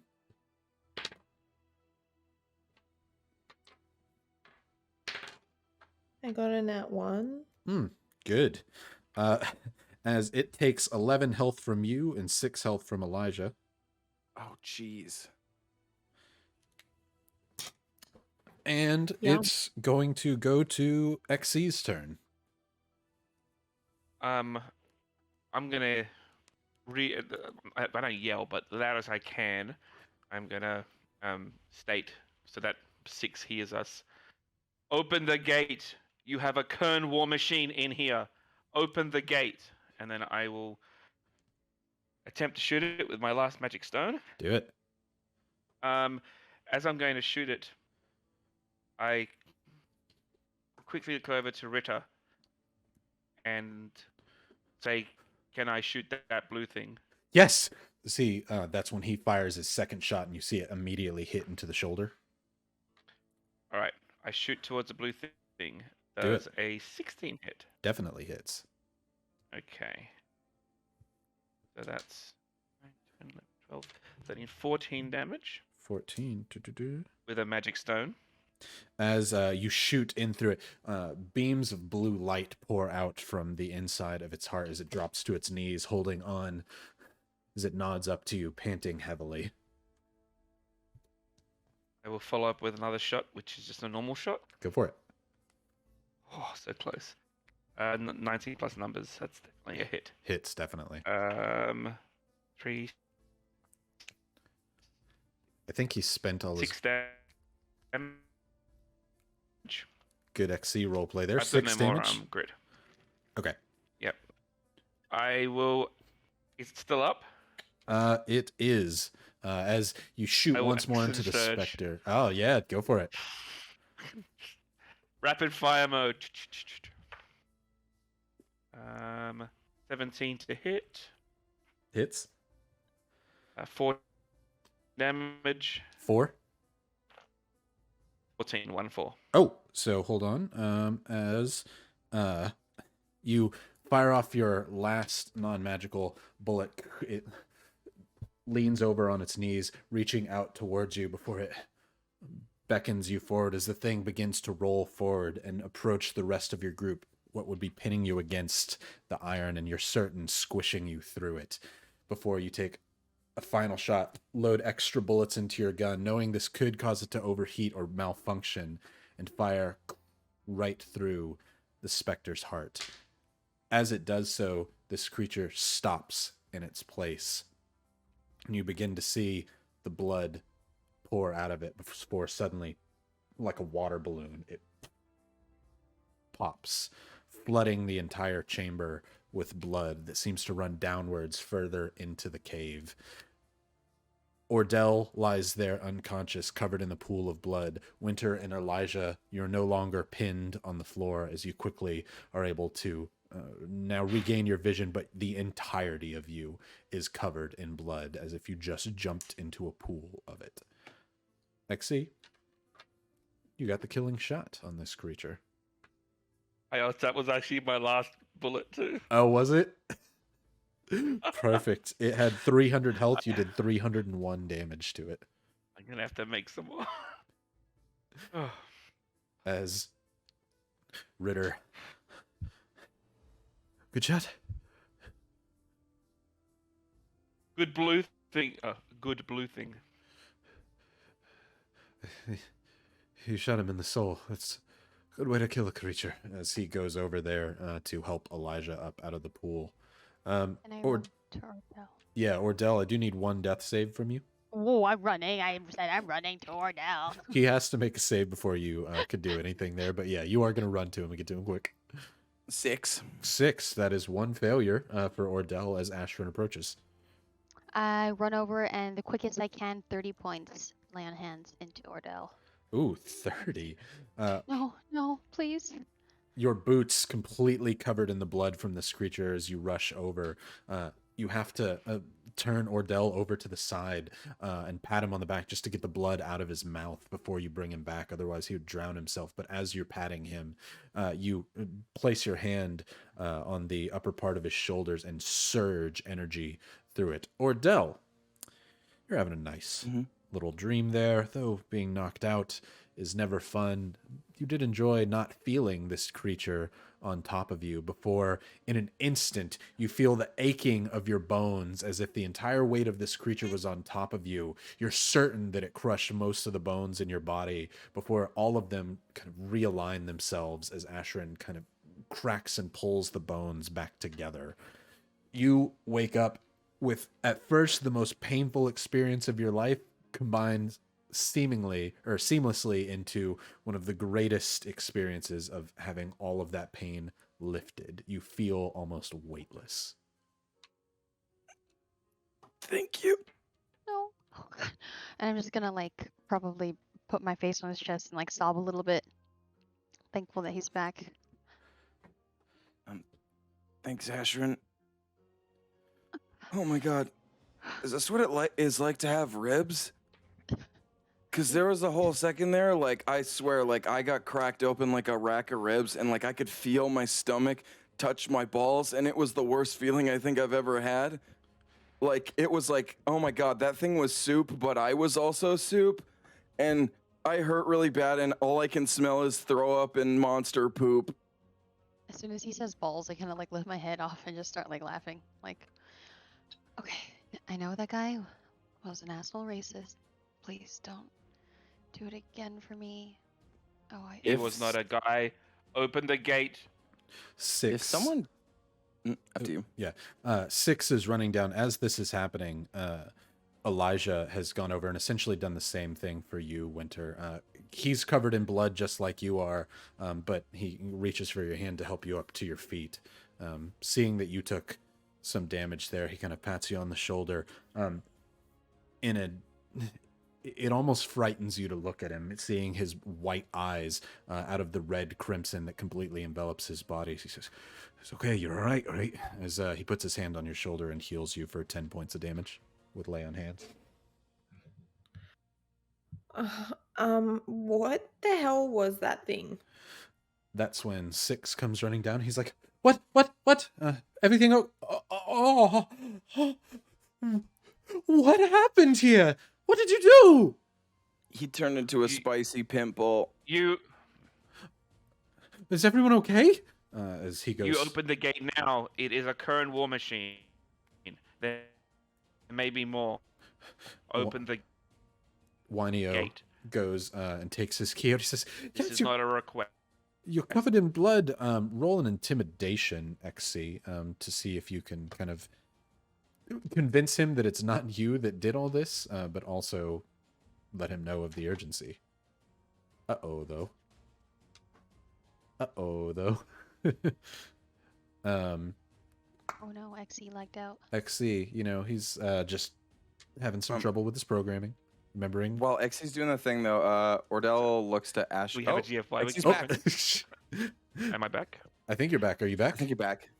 Hey! I'm back. Yay. 17. 17? 17. Perfect. Well, with my 16, 6 says, "Oh my god, of course, I'm so sorry. I had no idea he was capable of something like that. Wait, Winio? Winio turned into a spicy pimple. I told you. He was here 1 second, and then now he turned into like a big cheese monster, but the cheese was zits and blood and strings. There. He's like fumbling through the XC keys. turns around in the most uncharacteristic you've ever seen him, and literally just, Ordell, shut up. Ooh. He's fumbling through the keys like, "Yes, I'm sorry. I didn't know. Sorry, they give me so many keys here. Are you all okay?" As he's flipping through them, trying to find the right one. Do we look okay? You put us in a cell with a current war machine. He's always been so nice. I did not know.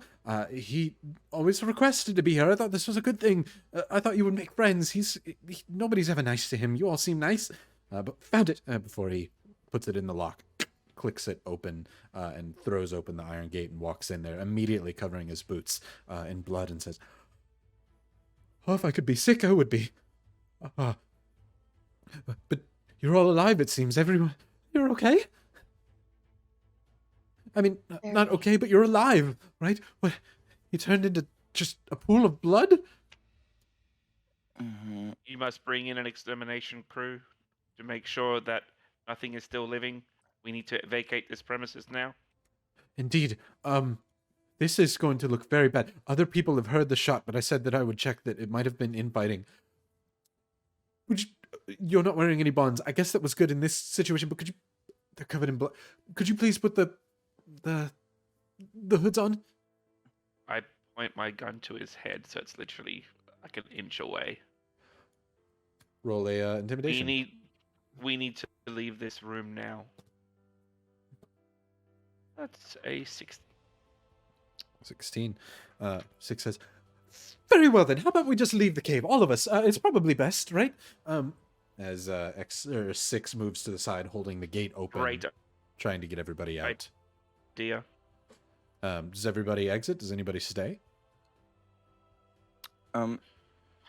Ordell's gonna leave, but seeing Xy's severity, he's gonna start using control and produce flame just to like burn the blood off the ground, just to like sterilize everything.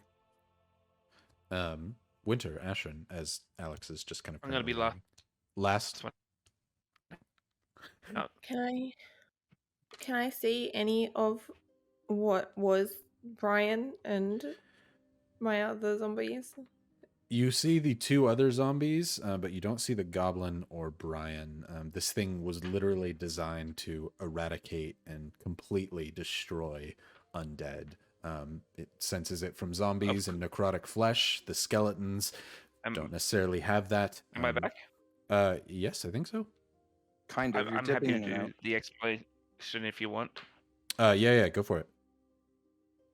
Are we out yet though? Ordell is kind of cleansing as much of the blood as you can. You'd have to spend a long time in here to cleanse it all, Ordell, but you can definitely cleanse like the path that you're walking as you move, if you'd like. Yeah, Ordell's just basically gonna like control the flame around everyone to basically give them a jettison of flame, so no hair catches on fire or anything, but anything on them would just dry and be sterilized. Just heat as much as possible. Okay. Um, Mostly yeah. you, Winter, and Elijah, though Ashrin does have some on her boots. The blood kind of slowly starts to turn crusty to where Winter, you, and Elijah can scrape it off. You're still going to be dirty as if you rolled around in red dirt, but it will slowly clean the blood as you're moving along. XC, yeah, you can begin explaining as you're leaving this cave. 6 closes the door and locks it behind you all as you're walking upwards through the cave as XC you're explaining. So if you'd like.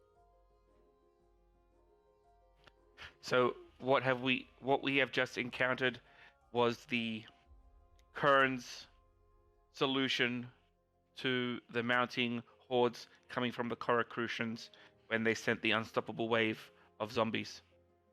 We were the solution for Ladrish. Kern followed other paths. I quickly look at Ashrin and then keep talking. That created these war machines designed to feed on and destroy thousands and thousands of zombies. I heard of the war at the wall. I wasn't there at the time, but I heard it was quite gruesome. I had no idea that he came from there. Is that why you guys wanted to keep him alive? He was a bigger threat? I do not know anything of this man. All I knew is that he was down here willingly, and I would bring him food whenever we came across it. He was always nice to me. Well, he almost killed us. I had heard that these were abolished. It looks like this is not the case. As you all exit the cave, we'll come back to that in a minute. Emma, you shake hands with Comet inside of the tent. She says, "Very well then. I think it best to find your friends. I will tell Rook to round up his rangers and tell Anchor that we need to begin process of relocation. I will come with you to your friends, and we can go from there. We'll send you on your way as quickly as possible." Sounds good. Thank you again for this information, but come walk with me. As she opens the curtains, Rook still stands there on the outside. She says, "Rook, as quickly as you can, gather your rangers and meet us in the holding area. We must discuss something. I have need of your services, and we will seemingly have need of them for some time. Tell them to pack for a long trip." "Okay, I'll do that." Before Rook kind of bows and begins running off along this area, Comet says, "Keep your head down. I don't want anyone getting suspicion until I can tell them what is going on. People want to talk to you in the streets, Emma." Okay. Am I too forward in using Emma instead of Emerald? I'm sorry, I learned your name further through the... Emma's fine. Good. As she kind of walks, holding her hand over your shoulder, kind of keeping both of your heads down, says, "Well, with this trip on these cloud makers, what do you think the solution is? I saw that the ring, he said that it blew up, and this Ermery fella said that blowing these things up would work, but now you have no ring. What are we to do?" I'm sure there's other ways of explosives. Firearms exist in the world, and bullets are... I don't exactly know how they work, but I would assume there's a propellant of some sort. Do you have that? Any of that? I don't know. Some powder left. I'm sure some of the Rangers may know of a stock. I use very little in my research, so I will have to ask them. And other than that, the only other ways I could think of would be magical means, such as spells with fireballs and things of that nature, but Good to know. We'll have to send at least one person who could do something like that with each group. I do not know if the Rangers have that capability, but we'll find out. Do you have anyone in your group who's magically oriented? I know some of them were, absolutely. but... Okay, good. Well then, And she's actually set multiple places on fire. She's very good at it. I saw that. I didn't know if that was a trick. I use many of an illusion. I didn't know if she actually burned anything down. Oh no, she is very good at burning things. Good, that I may come in applaud her handy. on that. I'm actually very proud of how well she can blow things up. As you're walking across here, a small, unwilling child, so it would just be essentially a skeleton about 3 foot tall, comes up and approaches you, who must have been unwilling for a long time, but stuck in this childlike form, stops in front of you. You expect a childlike voice to match the skeleton, but the voice, though it is younger, speaks with the wisdom of someone your age. Looks up at you and says, "Do we have an outsider here? You're just allowing anybody?" I am like you, am I not? "You are, but you stink of flesh. Where have you come from?" As Comet says, "Not now." She says, "No, I have a right to know. Where have you come from?" Outside the town, obviously. "Obviously, but how did you get here?" I got here recently. "Is this one stupid, Comet?" She says, "Not now. We will answer Now, your just questions in a sassy. moment." Now, go along, child. "Child!" As you and Comet begin walking off. "Child, I'll have you know, I am just as old as you are at this point," as begins speaking to you. "Just because my voice is higher pitched, that means nothing to me anymore. Do you hear me?" Go to sleep. You need a nap. "Yeah, a nap," she said. And before you and Comet just keep walking, and she just throws her hands up angrily at the air and says, "This one says I need a nap. I do need a nap, but I'll see." Before, just can't hear her off in the distance. Comet says, "I'm sorry, that one really does need a nap. Wish we could sleep." But to your friends, I worry that before you hear a Emma looks down at the ground and just shakes her head at the the noise of a bullet going off. "We're nearby. That sounded like that came from a long way away." Emma, you would know with XC's silencer that definitely came from XC, and he's not that far. That sounded like one of ours. You begin to hear a rapid every few seconds. About 6 shots, I think, in total it was. Oh Lord, what have they done? 8. Emma's gonna start running that way. Can you Comet show me? Comet follows you. Just come, we must hurry. Before, as she does so, she flicks her fingers outwards to the ground and coats herself in a mysterious blue veil. You roll an Arcana check for me? Yeah. Natural 20. Oh, solid. You are certain that she casted mage armor upon herself. You've done this before and seen other people do it. She seems to be ready for a fight if necessary. As the two of you run along several of the bridges, you see other unwilling running into their huts.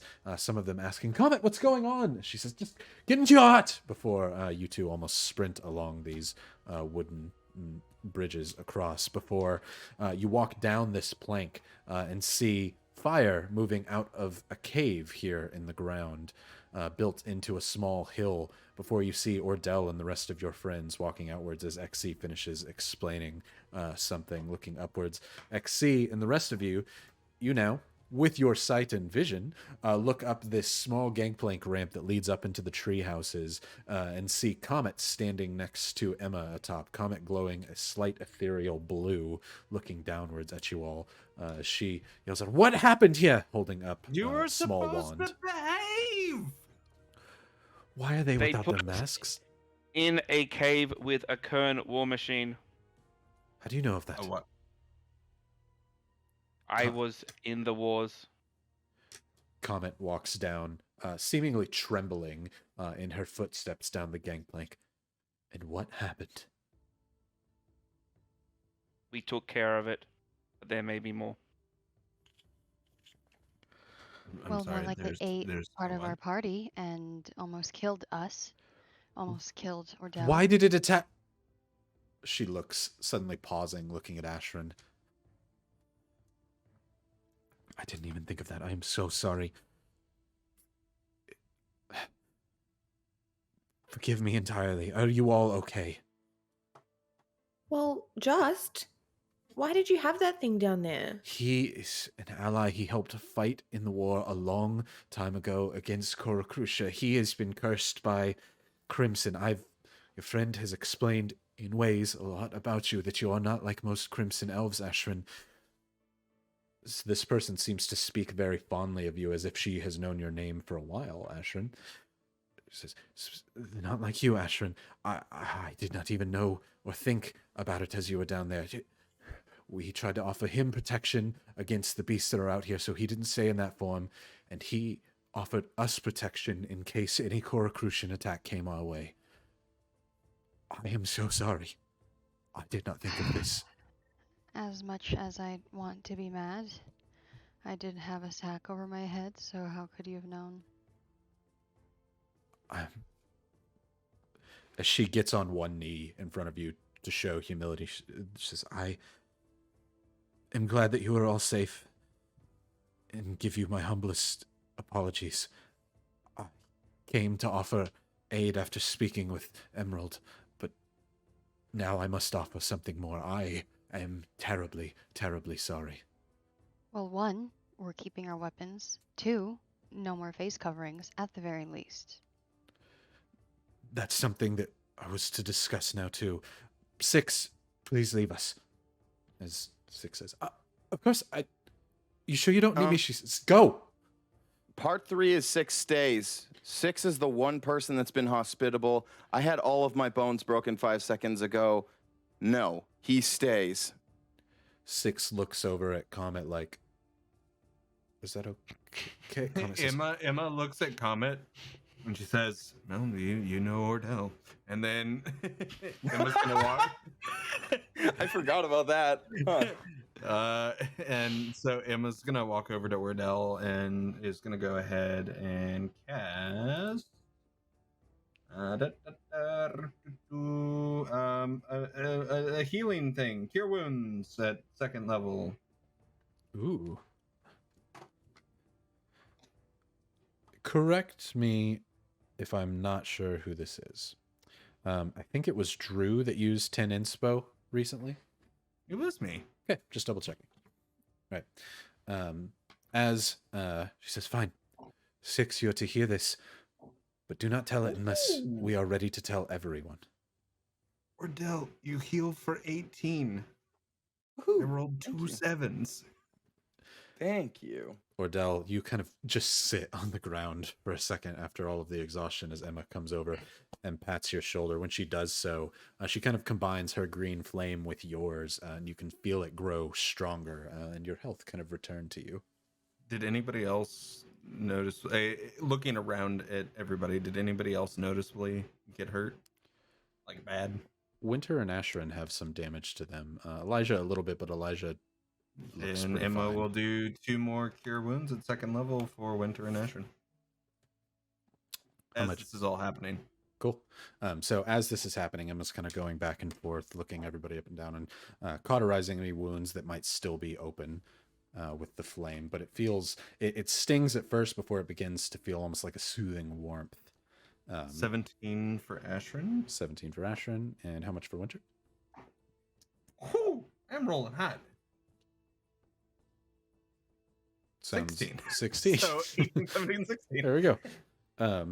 As Comet says, you must not speak a word of this until we can announce this properly. But now, she looks over to Emma. I fear that we must move our plans up faster, as one I of our agree. main protections here is gone. For the rest of agree. your knowledge, Emma has filled me in on everything. Again, I apologize for what happened to you, but we will offer aid as much as we can. You need to kill the cloud machines, correct? Yes. Mm-hmm. We will I am send. sorry. You said 1 of your defenses? Do you have another Kern war machine here? No, we do not. That is why this is such a blow. Sorry that it happened to you, but he would have been of great protection of us out here. You can roll an insight on that. I was squinting because I was like, should I? I'm going to. Ooh, there's a roll I like. 26. I'm Can gonna I quip also? Yeah, anybody who wants to. back as well. What'd you get, XC?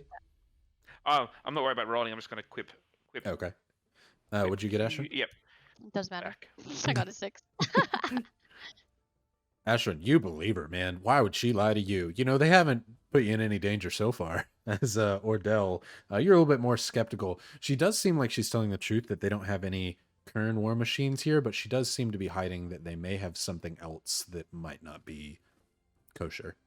Quick And in question. response to her saying that he was there to help them, I'm gonna reply back going, "Until you lose control." I did not know. I should have thought, where's the Crimson Elf? He's been down there for 100 years. It slips the mind. Forgive me. Ashwin, you said quick question? You said she's radiating blue energy, and then I kind of metagaming know that the blue energy from Wyneo was more like ghosty. So It's yeah, different. when Ritter shot Wyneo, he became almost like a specter or a spirit, was very transparent. She, however, glows like a magical item in an almost protective like spell. Cool, thanks. That's it. Yeah. She says, forgive me, I did not think of it. I will make it up for you, and we will help you. With our main line against the Coral Crucian gone, we must move quickly. I told Emma that we will help destroy your cloud machines best we can. Rook and his rangers will go with some of you to help stop them. We are going to move north. There's a gateway that leads into the snowy north. There are people there that respect strength, and we will show them that we have it. And we will make a home in the north. We will leave Wimburne. They will not find us. We will do what we can to help you, but we know of our own danger for our people, and my priority is my people.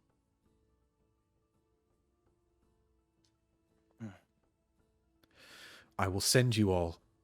I have some small means of teleportation here in Old Korra. I can send you to the war machines. I cannot send all of our people forward, so I might as well use our magic there. I can send one group to one machine and one to another. And then we will move our people north. Emma's looking around to the rest of the group, trying to gauge reactions. And then she looks... Oh, no, go ahead. No, I was going to say, to Emma, do you trust her? I do. Okay. And Emma's looking over to comment, you may have things that might not be morally sound, but you've used it to protect your people, and I respect that. Thank you for your trust. Look at it this way. We're getting the help we came for, and we're getting more help than we thought we were going to get. I heard shots of the assumption that Wyneo is dead then, fully. You may want to send an extermination crew to make sure. She looks over to you before squints her eyes. How did you... Never mind. I would like to speak with you sometime if you ever come to the North War Machine. XC, you know his name. Come on now. XC. I'm trying to be formal. GB134-XC to you. They are quite kind and a good shot from your memory, but still would like to extend courtesies. As she now gets up off of her knee, says, but we must be quick about this. Rook will... Go ahead. Before we go, we're going to need some metal and scrap. XC burned through a lot of bullets, killing your monster, and I will not go anywhere where XC is not prepared to deal with that stuff again. Sorry, I am still so lightheaded. Whew. 6, do you know of any black powders? 6 is like, actually, I do. I have been dabbling with a little machine that uses black powder to make a small engine of sorts. It was going to be a gift for a friend, but I always have some to spare if needed. How much metal are we looking for? Like keys worth? Maybe a couple grams? Barrels. Barrels? Why don't you just take the metal right off of the ring of a barrel? I mean, if you have barrels to take, but it's whatever you can spare. I mean, I already melted your handcuffs down as I just hold a bowl that the whole inside is solid. Comet says, give them all of your metal. We will replace it when we get to the north. There are mountains full of ore. Right then, I will go and find powder and metal for you.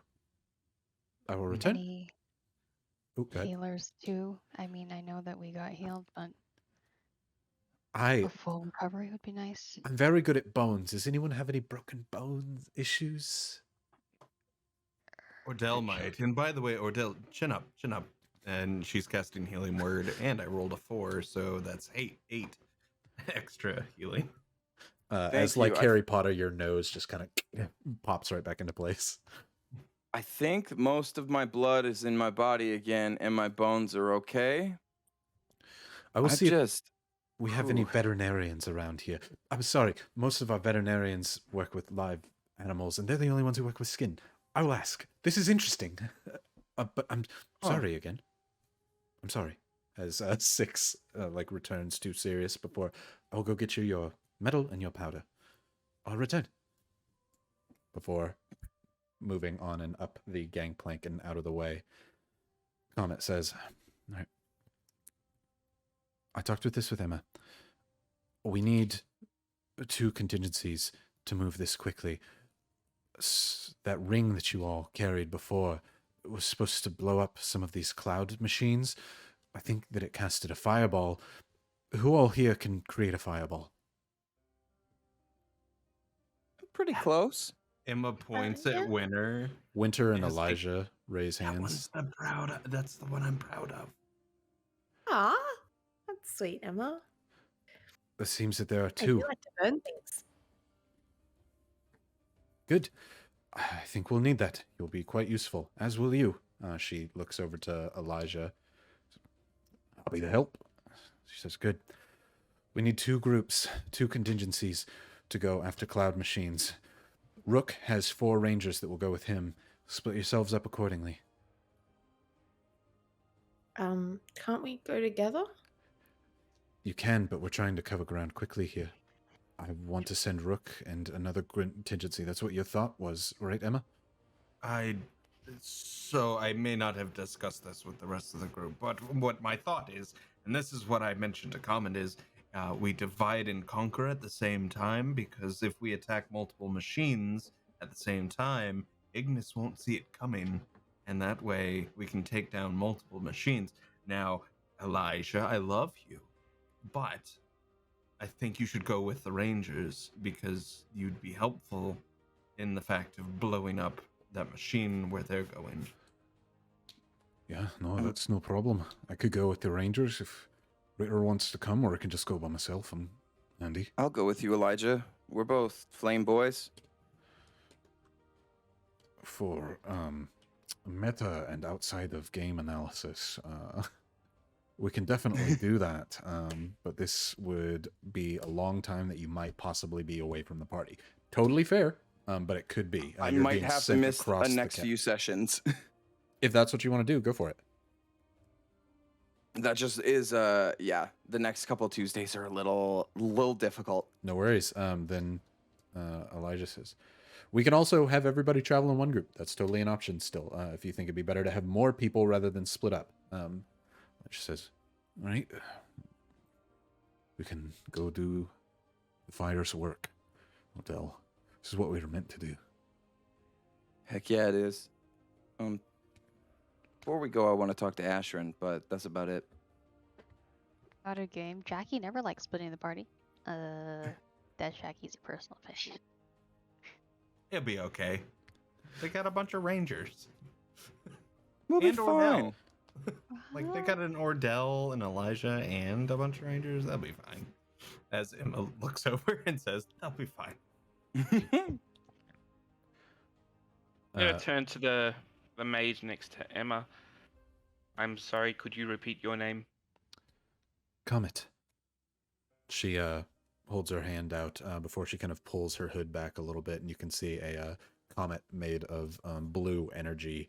It kind of glows on her tattoo at the front of her with red flame coming off of it as she reaches out a hand to shake yours. Sorry, I feel like I know all of you. I think this may be better served with your namesake. And I take off an amulet and put it in her hand. Do Ooh. not state your name without first being ready, as this will take you out of your body into the air on your namesake. She looks to you and says, "Did you come across that moss hound?" That is correct. This is mine. It is correct. It is yours.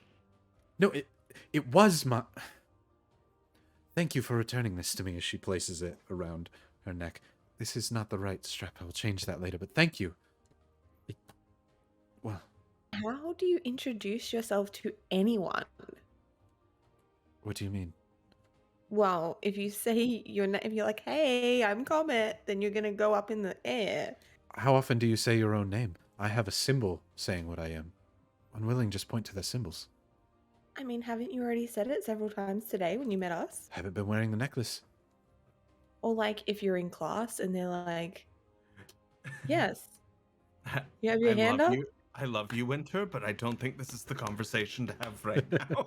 As Emma Well, claps. I mean, logistically, it seems like you probably should have given it another code now. So I'm just saying. XC, as far as... You ever get married? I can't. Whee! As You get a far great as... view of the wedding from up there. Yeah, you know, how else could you get such a view? As far as Telltale games are concerned, you basically have a comment. We'll remember this up at the top left of the screen right now. As you return her necklace to her, she looks to you and says, "Thank you. Truly." It is only correct to return item to the original owner. See, they're not so bad as Emma elbows. Comment. At that point, Rook and several of the other ones that escorted you here into the town approach. Rook says, "Where's the bags? Where do they go?" And Emma's like, Comment also does the... Fine. You wanted to speak? As Comet essentially takes him to the side and gives him the rundown. They all have several packs with large sleeping bags and rucksacks in them, as well as supplies for several days. As they both come back over after a few minutes, Comet says, "Rook is going to go with Ordell and Elijah, or anybody else that would like to go with them. They will go to one of the other Cloudmakers. You decide which ones, and I will send you to all of them. But before sending off, she, with your 10 inspo, Emma, reaches into her pouch and says, "For caring so much about us, complete strangers." She hands you a scroll. It seems to be sealed with a comet-like symbol in wax, as she hands it over to you in this really bright, vibrant blue wax. She says, "That should help. And for you, looking to XC, she goes, I think I might have something. I was planning on using this for something else, but you helped me more than I could help you." She pulls out a small roll of something. You recognize it immediately as something that you used to tape to your bullets. You get a small roll, what would be 20 charges of the magical tape. Says, "I have And nothing we'll be else to offer." casting a bunch of spells. She hands you over 20 charges worth of the magical tape, which, if you all remember from the first few episodes, allows him to put a spell on something, and when it touches something of his choosing, he gets to activate it, like a bullet, for instance. Just be happy I'm still a warlock. This is a worth very much. Unable to compute. Words not forming. Thank you. You're welcome. You handed me she holds on to the thing on her neck. Something of long since sentimental value. It's the least I could do. I wish I could do more, but time is of the essence for us. I will give you more if you come to the north. Understood. But there are 4 cloud machines. Where would you like to go? There's 2 to the west and 2 to the east. 1 north, 1 south for each. We should go north. There's giants north, and if I run into any of them, I've already made some acquaintances. You remember from the map shown, and I'll put it up on screen again real quick, though it is quite large. There's one that would be directly east from here, one a little to the south near the fire fields and near the Sanctum Ruins, which is where Ignis is, one at the very, very bottom west at the Salt Lick Peninsula, and one at the upper left of the, country that you're in. So none would be north in the snowy north. They're all here in the kind of undead zone. Emma's gonna look at Ashrin and say, blood magic?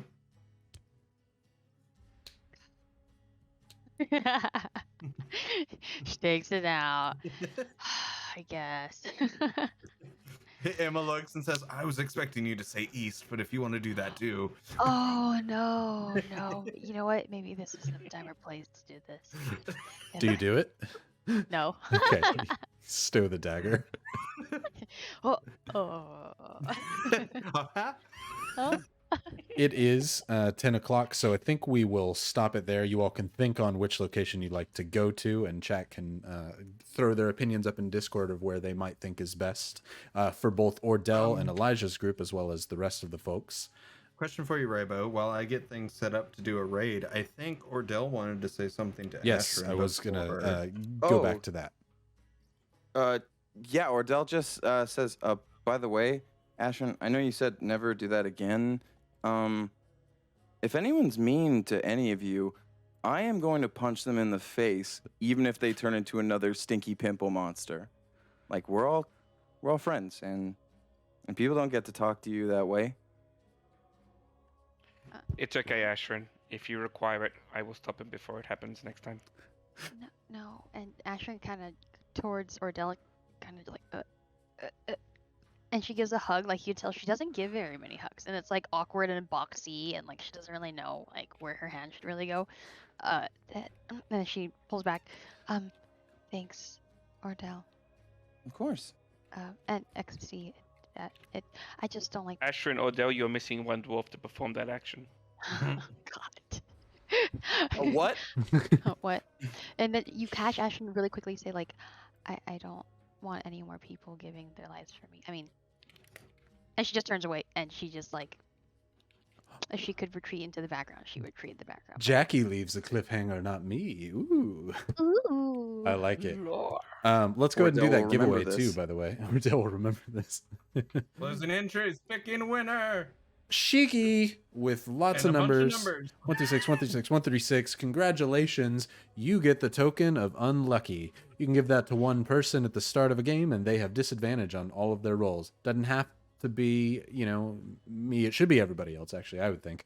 But just so you know, you can definitely do that. So come join in on another episode, and you can give somebody super disadvantage, whoever you want to screw over the most. Probably not the DM, just throwing that out there. Thank you all for joining us for tonight. We might be absent Jakey for a session or two, but we will see you all next week, and make sure we will check out those votes for what we're going to do for the Halloween stuff, and we'll see you all next week. Thank you for joining. Bye. Check the Discord for noodles. Bye. Bye.